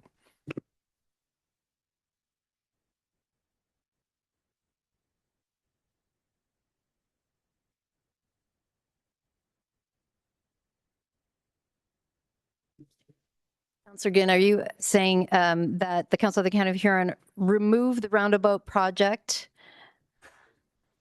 that's included in the 2026 draft budget to die and never come back? I'm asking for clarification. That I just CAO. sorry, I okay, just remove from the 2026 budget. Okay, sorry. Yeah. Through you, Mr. Warden, I would want to have legal weigh in on that, and as well as just council being fully aware of what the implications would be of canceling it altogether before making a final decision. I'm fine with the motion, and yet there would still have to be further information that would come back to County Council to determine when it might be raised again or not.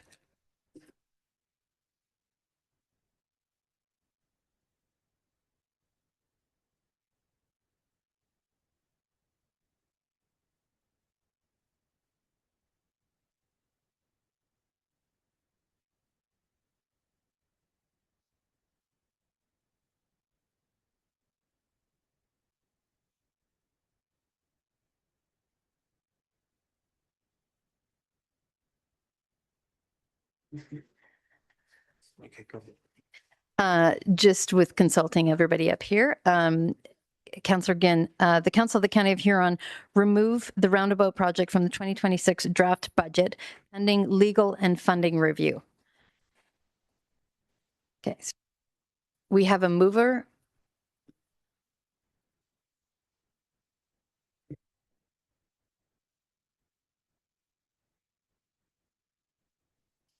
CAO work, please.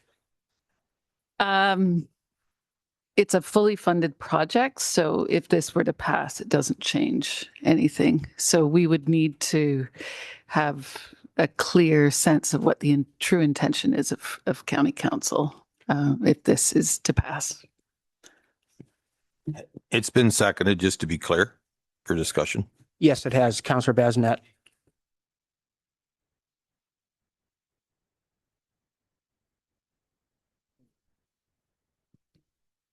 Since it's been moved and seconded, can we talk about it? Go ahead. Yes. Appreciate the discussion, but I want on clarification. Then basically the councillor, instead of waiting for you as a chair to go through the list, has basically said, I want to jump down here right now and make a motion. Okay, just want to be clear. We're still going to go through the rest of the lines, correct? Okay. So on this, as I said before, this is to get rid of it and not spend the money. Correct? Please read the motion again, Clerk Cronin. The Council of the County of Huron remove the roundabout project from the draft 2026 budget pending legal and funding review. Go ahead, Councillor Klopp. And because, as been pointed out, there's been a lot of discussion and all of us have read many times the treasurer. And unless someone wants to accuse him of being biased, I'm going to assume he's just reading numbers. And I say that for a reason, because sometimes this gets a little personal. This still, on the rest of this, if the argument starts coming back, oh, good, we've covered the problem. We have not covered the problem. We have an operating cost problem. And so, of course, I'm going to, as someone, it's not because it's at the south end. It was a colleague brought up about how has this been brought up all of a sudden? And I kind of looked at them and realized, whoa, I get the comment. This was actually brought up about 4 years ago when we had a Blythe study being asked for, and it happened to be this issue at airport in 83. and we hired a consultant. And yes, I'm the first one to say there's nothing worse than a consultant is a damn consultant. And the other favorite saying is about you hire a consultant to ask what time it is and they grab your watch and tell you. I get that. But there are times when it's strictly numbers. And my experience a little bit is that you have to deal with the cold hard facts and you hire, these are professionals. I draw us to Highway 21 and Highway 84 County Road. We had 3 bad accidents there. And of course, everybody phones and says, we got to do something. We ask for the numbers and the numbers come back from the Ontario government that it just doesn't warrant it. It's cold, hard facts. So we're here with cold, hard facts. That's where we came to.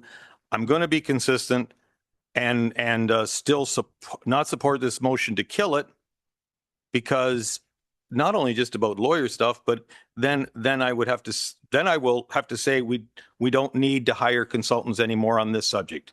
We'll do what they did in previous councils back to whenever they did it. They just sat around and said, do you want your road paved or do you want a stop sign? So I will not be supporting the motion because it says kill it.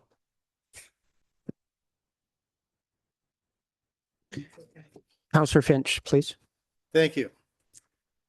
This project has been discussed for over 6 years. BM Ross has conducted a very comprehensive investigation that we requested, and at the significant expense of the taxpayer, including where we now have purchased lands that this council authorized. The professional engineering experts clearly indicate a roundabout is needed and justified. Plus, it does not impact the levy at all. This is, after all, our core service. Keeping people safe is our #1 priority. The problem is not going to go away regardless how much more information we get. And in fact, we know this road is the busiest road in the county and the only county road even close to becoming a Class 1 road, which will bring even more responsibilities mandated by the province when it reaches that classification. And my understanding is that it now carries around 12,000 vehicles per day.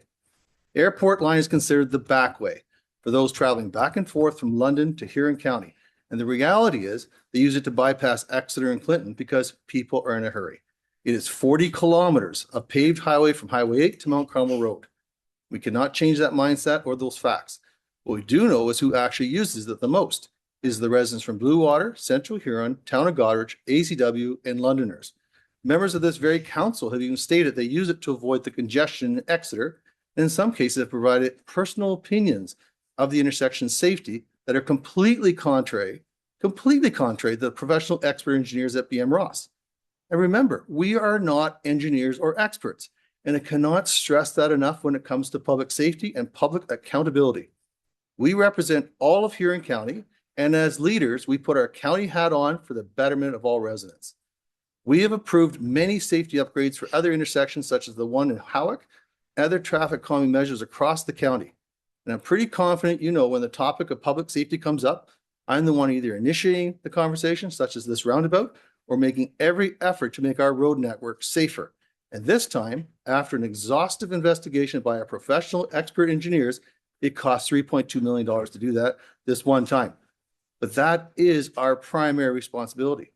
We also know from the report, the Treasurer states that there's no impact on the levy because it's funded by CCBF. And the mere discussion of a four-way stop is completely contrary to the professional BM Ross expert engineers, who loosely are called consultants. Anyone can be a consultant, but these are expert, licensed professional engineers providing us experienced, expert professional recommendations. The Ontario Traffic Manual provides warrants for improvements and is not based on guesswork. The goal of traffic management is to ensure it flows safely and smoothly and safely, hence the roundabout.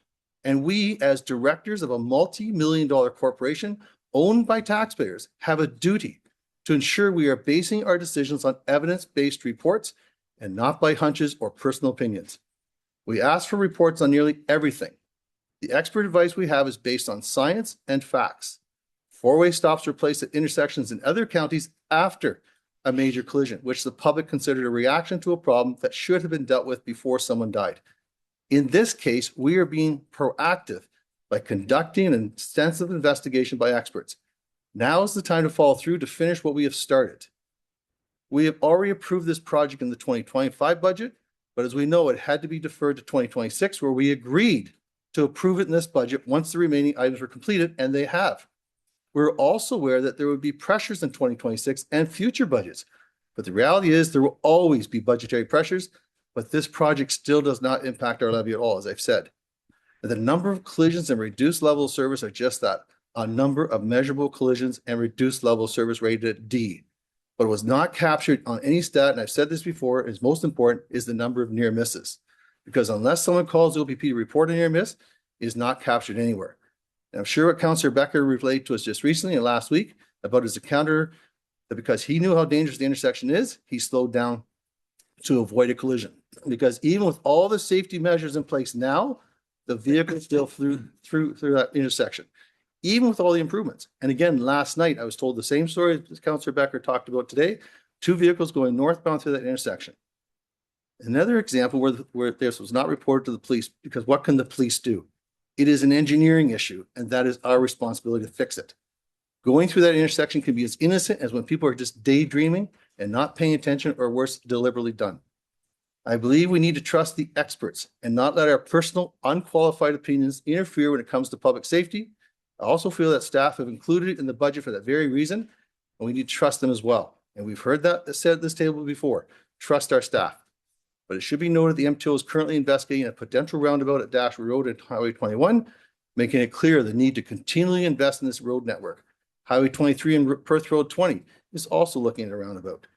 We need to finish what we have started, and at this decision will extend far beyond our term of office and will have devastating consequences for residents if the wrong decision is made. There's never a wrong time to make the right decision, and the decisions we make at this table must be made as a result of extensive evidence-based reports from professional expert engineers and not from a hunch or an opinion, as there's an inherent danger to the entire corporation when professional experts are simply ignored. Respectfully, since this council is made of individuals, in order to be completely accountable as individuals of the public, as we are not experts, and as Councillor President asked for, I'm also asking for a recorded vote. There will be a recorded vote. Past Warden McClellan. Just want to respond to one thing that Councillor Finch said. I certainly do trust our staff, but it was not staff that raised this issue. It was a political issue raised by members of council.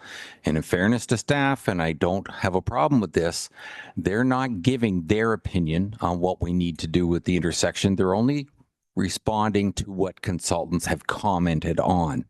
This was never raised by our staff as being an intersection that had a problem. Councillor Noel, please. Thank you, Mr. Warden. Just a question. These consultant reports, what are the dates on those? Like how long ago were those reports written that we're talking about, or that Councillor Finch has referenced? Just out of curiosity, I don't know. I believe Imran would be able to address that. Thank you, Mr. Warden. Through you, I don't want to give you the exact date, but the project, the preliminary design started about 5 years ago, around the 2019 to 20 timeframe. The collision data that they used for us from 5 years prior to 2019. So, yeah, and then following the preliminary study, we followed with the detailed design. So everything was about within the last 5 years. Follow up. Yes, thank you. So I guess my question then is, if you're saying that the first report was 2019 and the statistics that went into that report were from 5 years prior, then we're talking today about a decision we're making based on data from 2014, like 12 years ago. Thank you, Mr. Warden. Yeah, through you. Yes, that is correct. And that is standard in when you're doing studies like that. The collision data that you have available at the time of the study was going to be the 5 years prior. Then you get into the detailed design stage and you don't reevaluate the justification, keeping in mind that traffic rates are only expected to go up. It's rare that traffic rates would go down. So it's a safe assumption on the engineer's part that traffic would just go up and it's only going to get worse from there. Any other? Councillor Vanstone and then past Warden McNeil. Yes, thank you, Mr. Warden.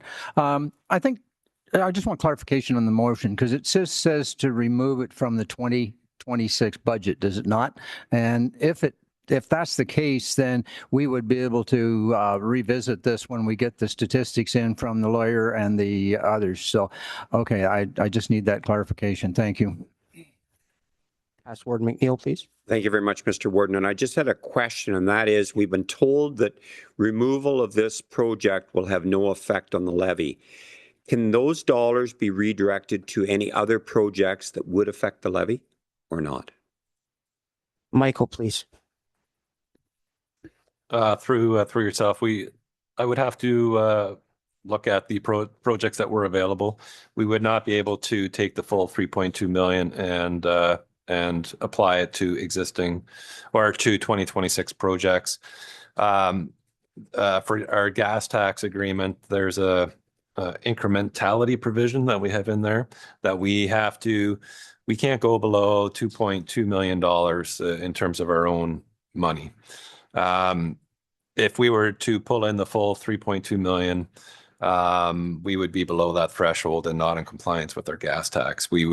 So the motion that was on the books prior, where it was defer the project and then also leverage 1.2 million in this year was more clear to me than just deferring the project, because if we just simply defer the project, there's nothing that speaks to what we do with the funding. So if we defer the project based on the motion as it stands, myself as staff, I would interpret that as the funding that would be associated with that would just be set aside and carried forward into the future. That's how I would have interpreted that, rather than so I guess my question is, yes, whatever that motion is for the project, but then we would need a subsequent motion to that in terms of what we do with funding. There are some projects that we can, but it's not going to be to the extent that, of that 3.2 million. I'd have to look at the list quick just to see, but I can do that here in the next couple of minutes and let you know what's realistic in terms of some projects. So new information, Councillor Finch? Just to respond to Councillor McClellan's comments about how this came forward, it's our duty as members of council, when we see a safety issue in our communities, to bring it forward to whatever level of government. This is the level of government that deals with that. So that's why this is before us. It wasn't something from staff. It was something I initiated, of course, and council at the time was very much in favor. As far as deferring, are we interested in deferring a safety issue that we know is a safety issue and perhaps doing a paving job instead? I just don't see the value in that. I see we need to make sure we look after our most dangerous intersections, the high risk ones. And if we need to defer a paving project or something else, that makes more sense. Councillor Klopp and then past Warden again. Yeah. Thank Councillor Vanstone for asking the question that I was going to bring up. Yes, this motion is not to kill it, as I stated, but I was, as has been pointed out, this has been brought to council almost 5 years ago. There was 2 projects. At that council meeting's budget, it was, council, let's just do the one first and let's do Blythe first, and then we'll do the roundabout next year because of all the numbers. I'm not getting into it. So I, as a good councillor, it's about, trying to save a bit of money, but I also was one who said, we've got a problem of operating costs. Even 5 years ago, I actually listened to the treasurer, and but we weren't ready. As I said, we're ready now. I hope. I guess we'll see. But I did want to be that blunt about it that I thought I'm voting. It's really no. But in fairness, this motion will, because the budget's not over till it's over. It says something about legal. My sense is that must be a pretty important thing that they bring that up. That the CEO said you don't make this motion no or defer. It's so I'll respect that we're going to that I will vote for this based on it's going to come back, but will be interesting. We don't all have to agree with the lawyers, but we'll have that discussion then. Because it will be coming back at least one more time, the way this motion reads, before budget's over. Okay, and that I'll respect that to find that out. So that's where I'm at because of my previous statement. Past Warden Ginn, please. Yeah, my intention when I start this discussion was to speed up the budget process. Obviously, I've failed.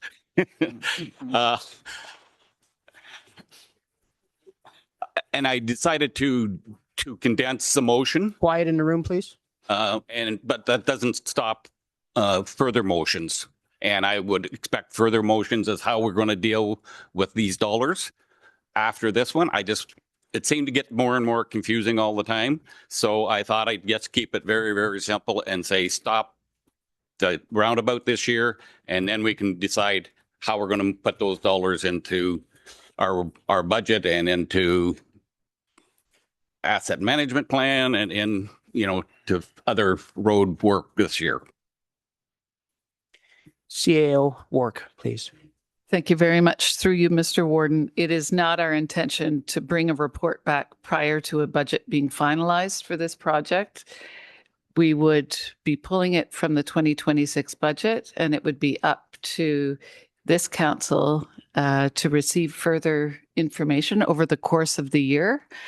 But it wouldn't be undertaken in 2026. And Director Khalid also indicates to me that if this decision is made, we wouldn't be able to get this project to tender anyway. I mean, yes, if you would. Thank you, CEO. I just wanted to say that if we don't have marching orders today, we're running out of time to tender it as well. So any follow-up reports on this project to make the decision about it going ahead or not would be, we won't be able to tender it for this year if we don't make a decision soon, if we want to go ahead. Okay.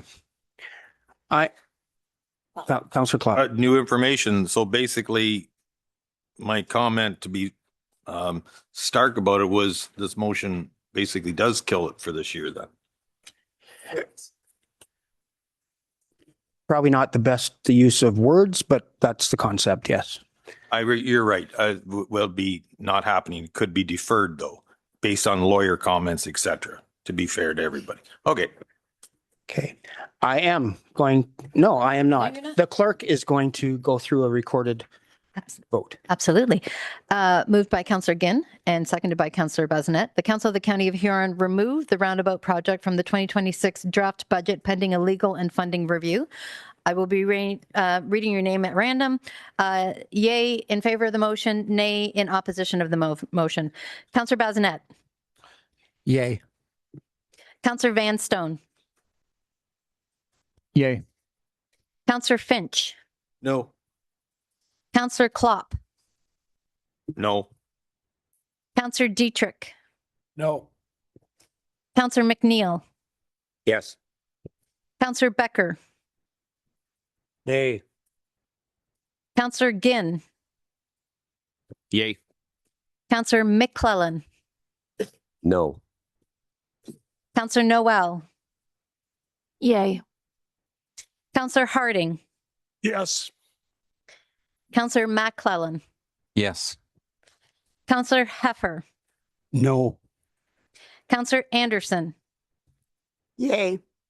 I'm sorry. Yay. Yes. Yes. Thank you. Warden Heffer. No. The motion carries. The motion carries 8-7.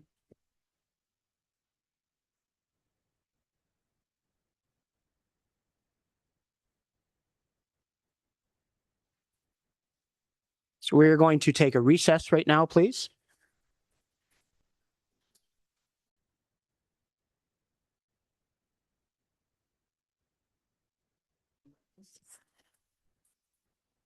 Pass Warren McClellan. Mr. Warden, I think I got one that might be a little quicker, and I would like to move a motion that we leave the money for the food bank distribution center in the current budget. Everybody wants to second that one. Councillor Anderson. Yep.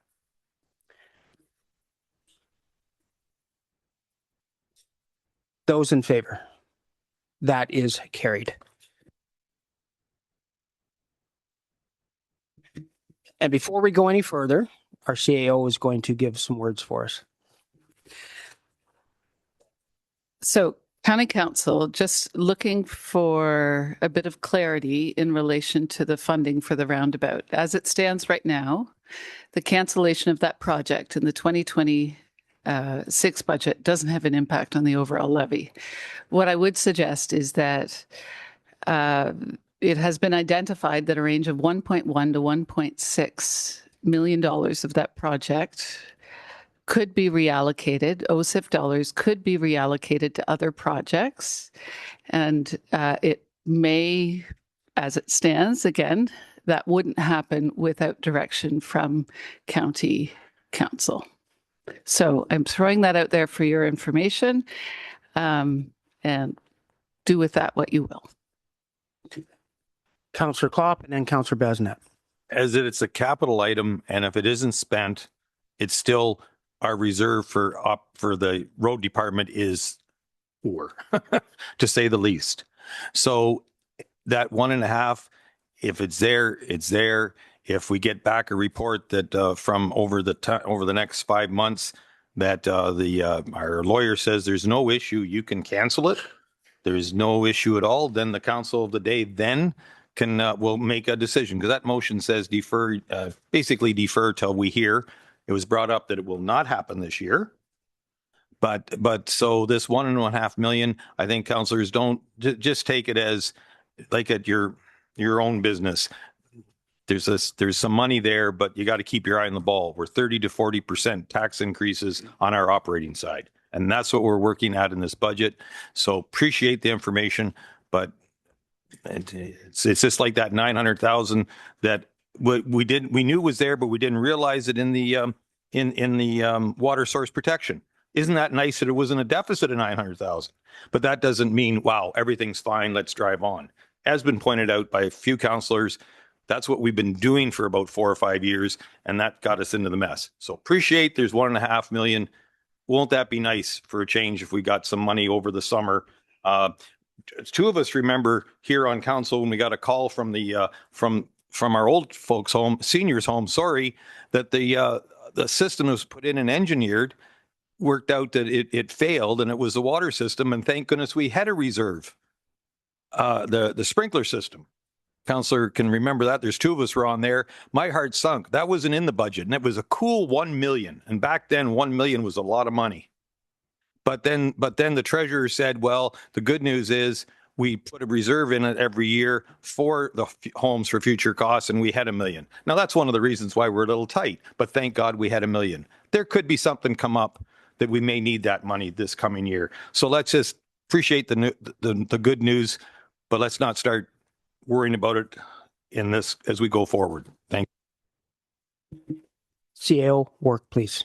Just point of clarification that these are OSIF dollars that were allocated to the project, and it would be it not being pulled from reserves. It would just be set aside and not employed in the 2026 budget. Councillor Basnet, please. Yeah, I would actually recommend if staff could bring us back a report in regards to what other projects could be funded with the excess from the OSIF. Michael can do a verbal for you right now. Thank you. Through yourself, Warden. So we are limited to what we can apply the funding to. It's largely for just our road infrastructure, not buildings, anything else like that. And it's also not eligible for any of the work that we do internally. So we have some large bridge projects on deck that that's on us, and they're not eligible for the funding. The one that I'm questioning, and that's why our CAO mentioned a range. We have a boundary bridge that we were going to rehabilitate this year, Boundary Road number 4 or Boundary Bridge 14 for $542,000. So I would just have to see the eligibility of that, whether or not we can do that, spend the money and then just download it. So I'd have to see what the rules are on that. So that is a potential 542, but I wouldn't offer that one up just yet. But 3 other culverts, large culverts. So we'd have culvert number 19.9, that's 391,000. We got culvert 310603, that's 400,000. And culvert 84-09.0, and that is 298. So that would be 3 culverts for sure for 1,089,000. And then potentially that boundary bridge at 542. Everything else that we have in our capital program really isn't applicable for this funding. Past Warden Ginn. Can you carry those dollars forward? So we could put it into a reserve in Public Works and do a project next year with those dollars, and that would be all right? Through yourself. Yes, absolutely. Those and we've been doing that for years. We always are carrying forward. It's not put into reserve. It's just set aside. It's just deferred revenue, and we have up to 5 years. So if we get dollars today, we can sit on those dollars for up to 5 years before we actually have to spend it. So there's for both our gas tax and also the OSIF, there's a 5-year carry forward provision. So that would be. As treasurer, that would be my recommendation that we just park 100% of those funds aside for if we were to actually do the project. Councillor Heffer, please. Through you, Mr. Warden. By canceling this, we are not going to lose any tax dollars in, I take it. These, like from our, that are put towards this project, we are not going to lose anything? Any of the monies that of that 2 point so many million had to be used, we aren't going to lose any of that money? Sorry, to clarify, if we were to bring in some additional dollars, we would be reducing the county levy by whatever we choose to bring in from the available funding from the roundabout. So if we choose to say, okay, we deferred the roundabout, there was 3.2 million that was applied in funding. Right as it stands right now, that full 3.2 million is parked aside and set aside, no impact on the levy. So if we were to say, no, we would like to use an additional $900,000 or an additional $1 million of that to reduce the levy, then I would find some projects as the 3 to 4 that I just mentioned to offset that levy that is currently being raised. I would apply funding against those projects rather than raise it through the levy. Yeah. So if we, sorry, go ahead. I'm sorry, through you, Warden. I just didn't want to see that we lost any. You said we have 5 years to that money that we will not lose. Okay, thank you.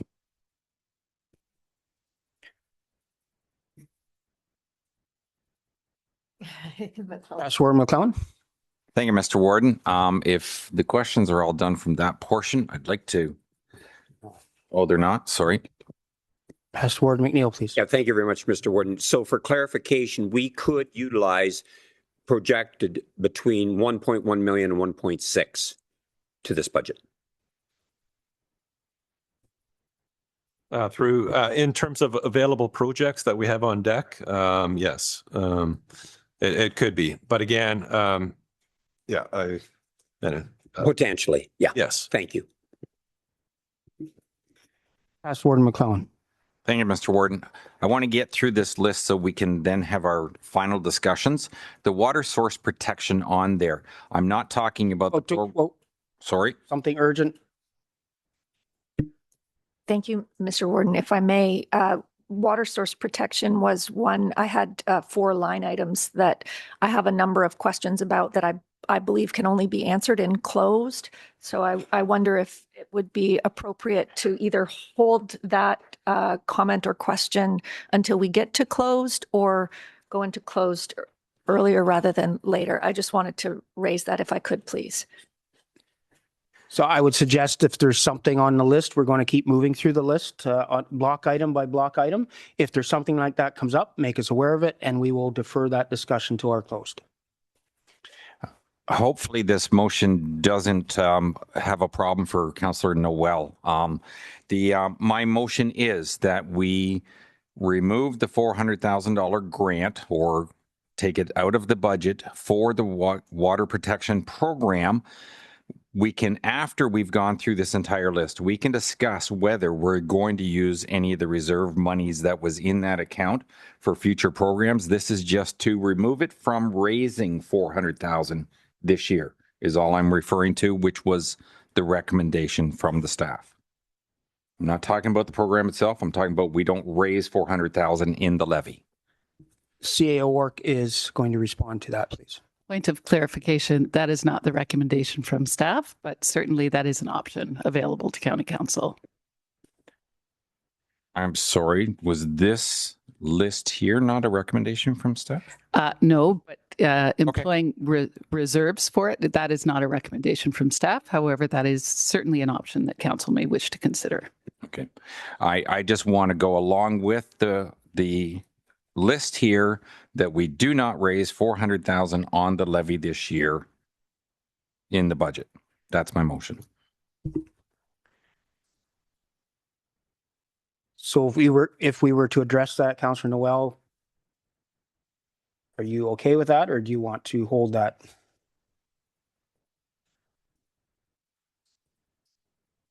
Thank you, Mr. Warden. I guess my question then is, we're not talking about cutting that program. We're simply talking about not using levy dollars to fund that program in this budget year. That is correct.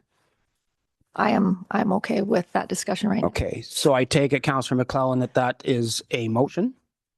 Is there a seconder for that motion? That is past Warden Ginn. Further discussion. So everyone's clear. We're going to keep it at a pace where everyone's clear before we take the next step.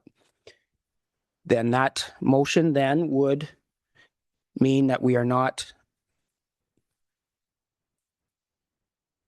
You're removing it from the 2026 budget. Yep. No, this one is we're not raising the funds from the levy. Yeah. That does. How we deal with it later Removing it from the draft 2026 budget. is a discussion we haven't had yet. It's just that we are not raising those funds through levy to support that program this year. Just so we're clear. Are we clear? Those in favor of that motion? That is carried.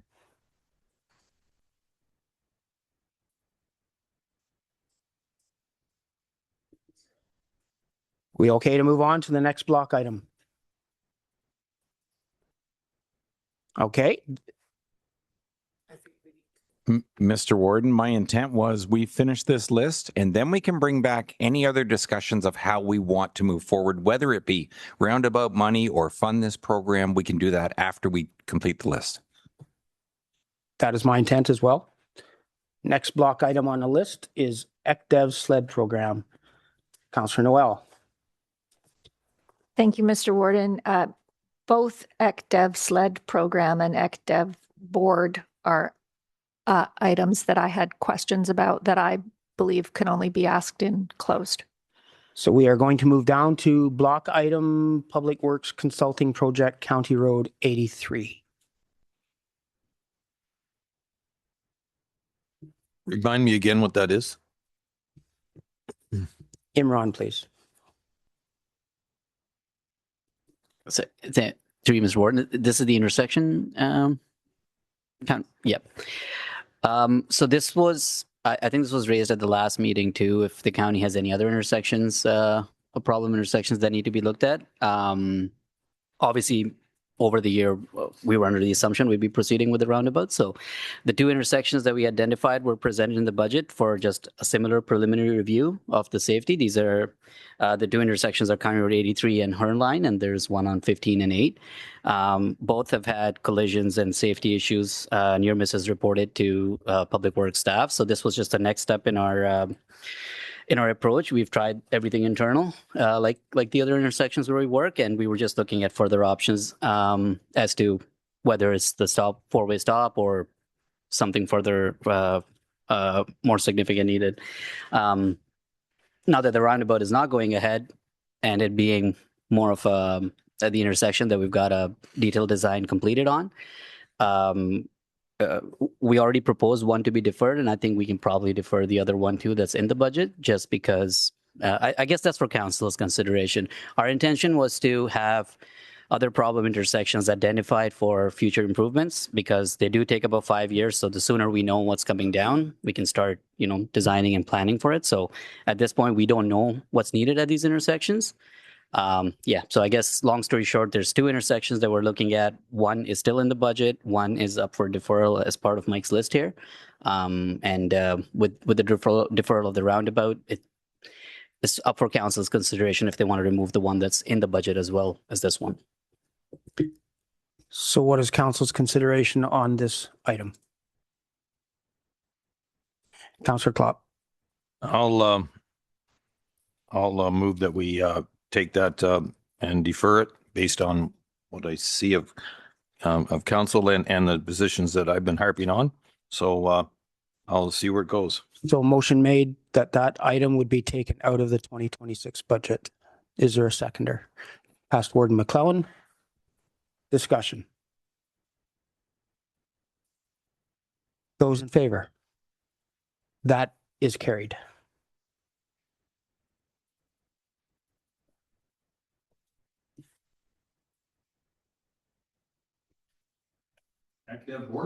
We got that now? That will be addressed. Oh, later. right. We're going to talk about that. I believe we are at the Huron Lee parking lot expansion, if I'm following the list correctly.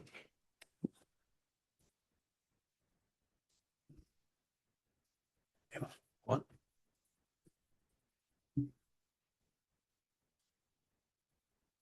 Oh, Yes, that's correct. Certainly. Past Warden McNeil, please. thank you very much, Mr. Warden. And I would make a motion to remove this from the budget.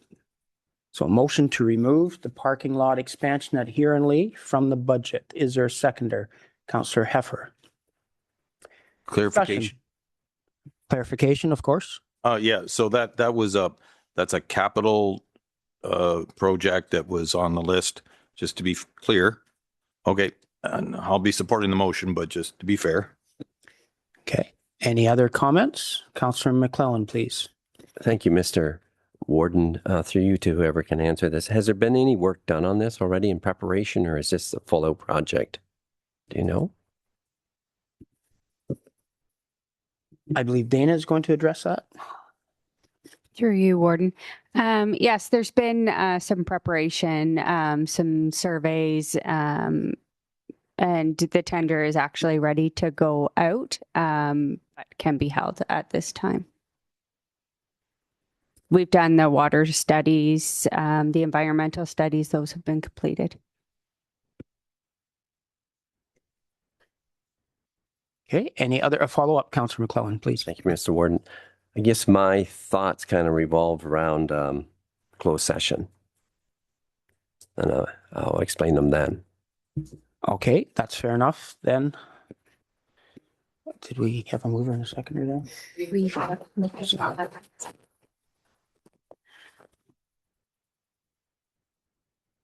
So Defer pending closed session today, whichever one. just explain that. Councillor McClellan, is your intent that we can either table or we can defer? If we table, we need a mover and a seconder, discussions over, and it can be pending our closed session of today, or we can defer it pending our closed session. You can still have some discussion, entirely up to you. I think deferral would be best if I could.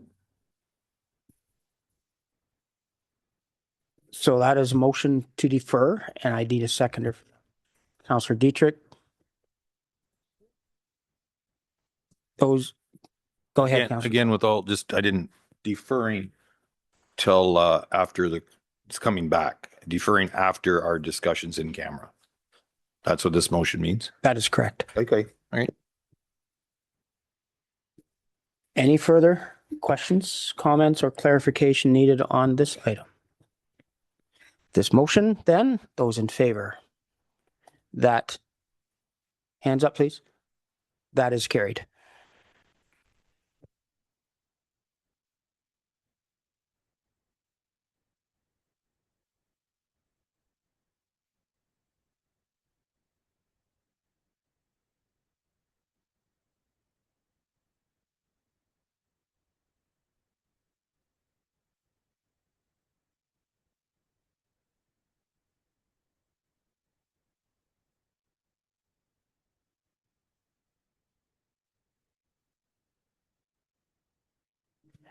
So council, my apologies, my screen just went black and I kind of lost my spot for a minute.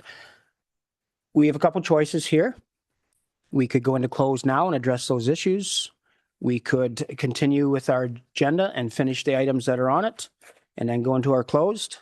I'm just concerned after our last week's meeting of a quick adjournment that we don't accomplish the things that we really want to do today. So what is council's wishes of the next steps on today's agenda? Past Warden McClellan, please. Mr. Warden, the staff put together an agenda. I'd say the rest of the items, unless there's something there that I didn't catch, we'll get through them pretty quick. Let's clean that up, go into closed. We may not have votes after the fact, but at least if the councillors get their answers, it may be easier to tidy things up later. Okay, so we are going to keep rolling with the agenda. Social and Property Services, the Mental Health Association, open space lease, and Barbara is here for questions if there's questions. Past Warden McClellan. One quick one. I was just surprised that this is another agency. We're renting them space with utilities included for $1. Go ahead, Barbara. Thank you. And through you, Warden. It's the Canadian Mental Health Association. We have the contract with them for the bridge housing and transitional program. So it was just giving them dedicated space in the building to meet with the clients who we already have a contract with them to help. Okay. Any other questions for Barbara? And is there a motion to receive this report? That is Councillor Bazinet, seconded by Councillor Finch. Those in favor of that motion, and that is carried. Under Public Works, recommendation to award detailed design for replacement of culverts. Imran is available for questions if you would have questions for him. Past Warden McNeil, please. I'll move acceptance of this report. So motion to receive, Councillor Becker seconding that. Those in favor? That is carried. Strategic priorities update. Again, Imran is available for questions on that. If there's no questions, is someone willing to receive that report? Councillor Anderson, Councillor Harding, those in favor? That is carried. The OSIM inspections. Point of clarification. Go ahead. On procedure, maybe. Go ahead. Back at we talked to the Mr. Enron about costing of culverts in our is that report going to be coming back with regarding budget and costing 3.4 meter, and if you recall, where will that come up? I believe if you just hang tight for a moment, it'll be the next item on our agenda.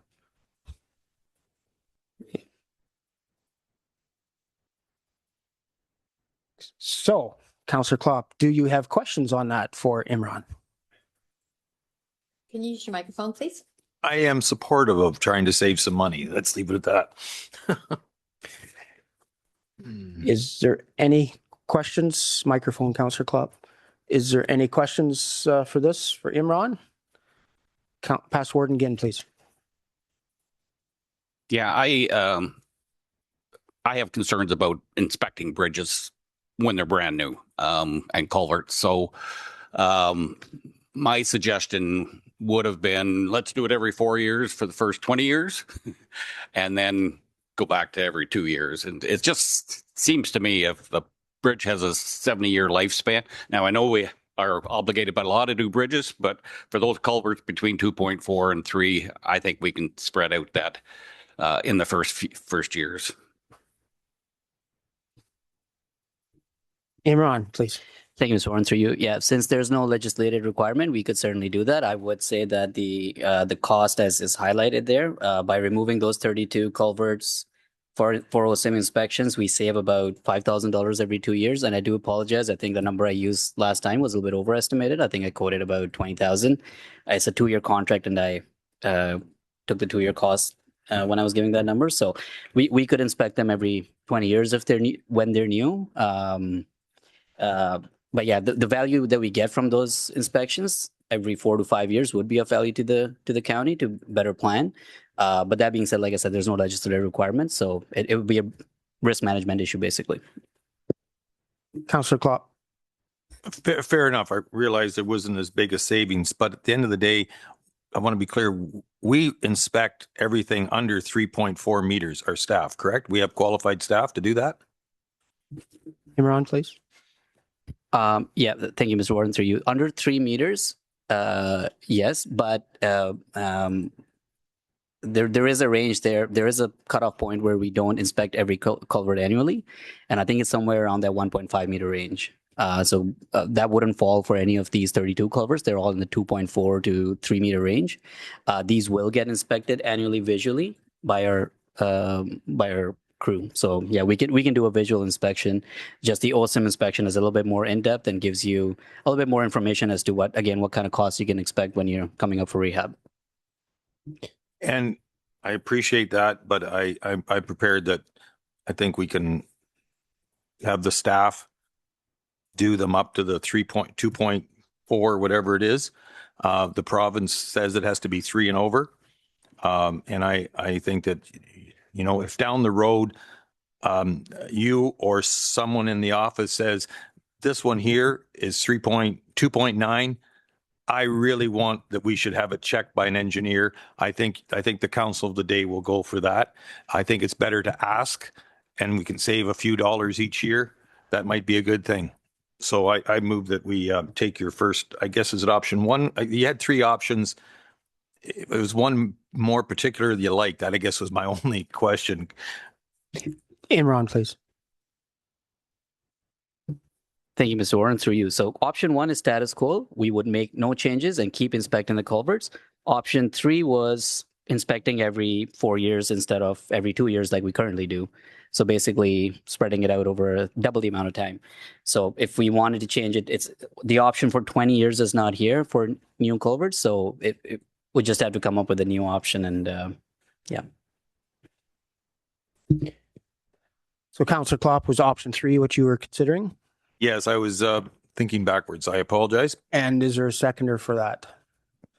Councillor McClellan seconds that. Any further discussion?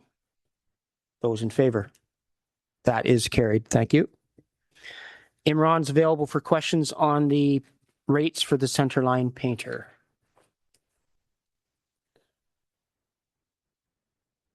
If there's no questions, someone prepared to receive that report, Councillor Dietrich, Councillor Heffer, those in favor, that is carried. Economic Development, and Mark is attending virtually and is available for questions if you would have any. And this is something that we had asked for some further information on. The report is in front of us. Is there any questions? Not seeing any questions. Would someone be willing to receive this report? It's Councillor Becker, Councillor Harding. Those in favor, that is carried. Thank you, Mark, for making yourself available. Under correspondence, is there any items that anybody wants to speak to? Past Warden McNeil, please. Thank you, Mr. Warden. I would like to ask this council to support 14.9, that being the school bus safety and stop arm camera systems for our children. So motion seconded by Councillor Anderson. Those in favor? That is carried. Anything else in correspondence?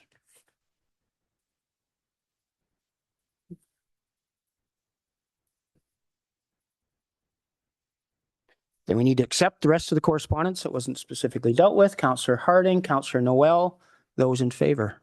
That is carried. Is there any new or unfinished business to bring up at this time? Is there a notice of motion? We have 3 bylaws in front of us that need first, second, and third readings. Is there someone willing to do that? That's Past Warden McClellan, Past Warden Ginn seconding that. Those in favor? That is carried. I would now look for a motion to go into our closed session. Councillor Klopp, Councillor Dietrich, those in favor? That is carried.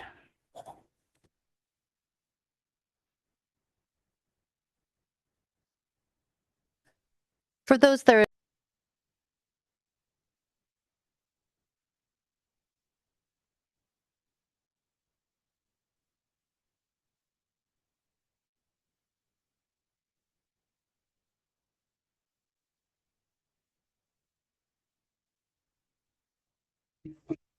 Looking now for a motion that we rise from our closed session. Past Warden Ginn, Councillor McClellan, those in favor, that is carried. Rise and report. And rise and report from our closed session. CAO work, please. Thank you very much, through you, Mr. Warden. The purpose of going into close today was for County Council to discuss items relating to the 2026 budget and items related to identifiable individuals. Right, and we have a deferred motion on the Huron Lee parking lot that we need to address. So Susan, would you prepare us for that?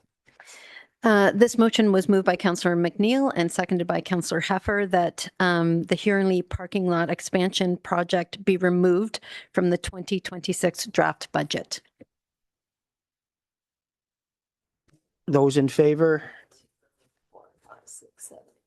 And that is carried. Clerk Cronin, we need to deal with two other block items on that list. So we're going to come back to the ECDEV SLED program. Councillor Anderson.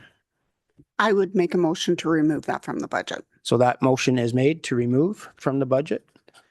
Is there a seconder for that motion? That's seconded by Councillor Harding. Those in favor of that motion? Hands up, please. That motion is carried. And now, the last block item on that list that we'll deal with today is the ECDEV board. Councillor Klopp.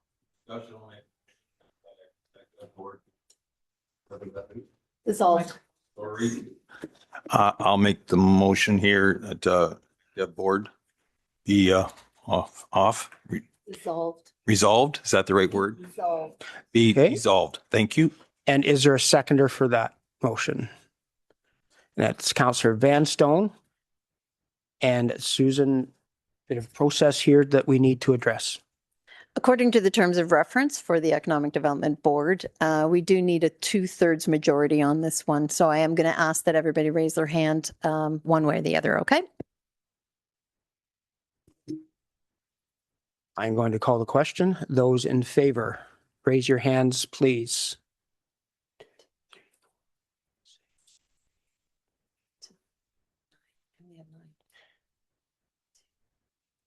Okay.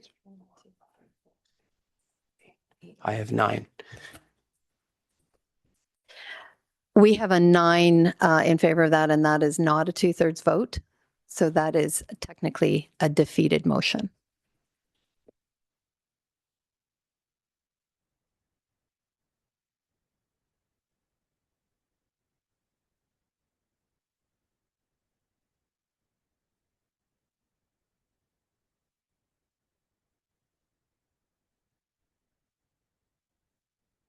Mike, if you would be so kind as to just put your chart up with the latest numbers for County Council to see.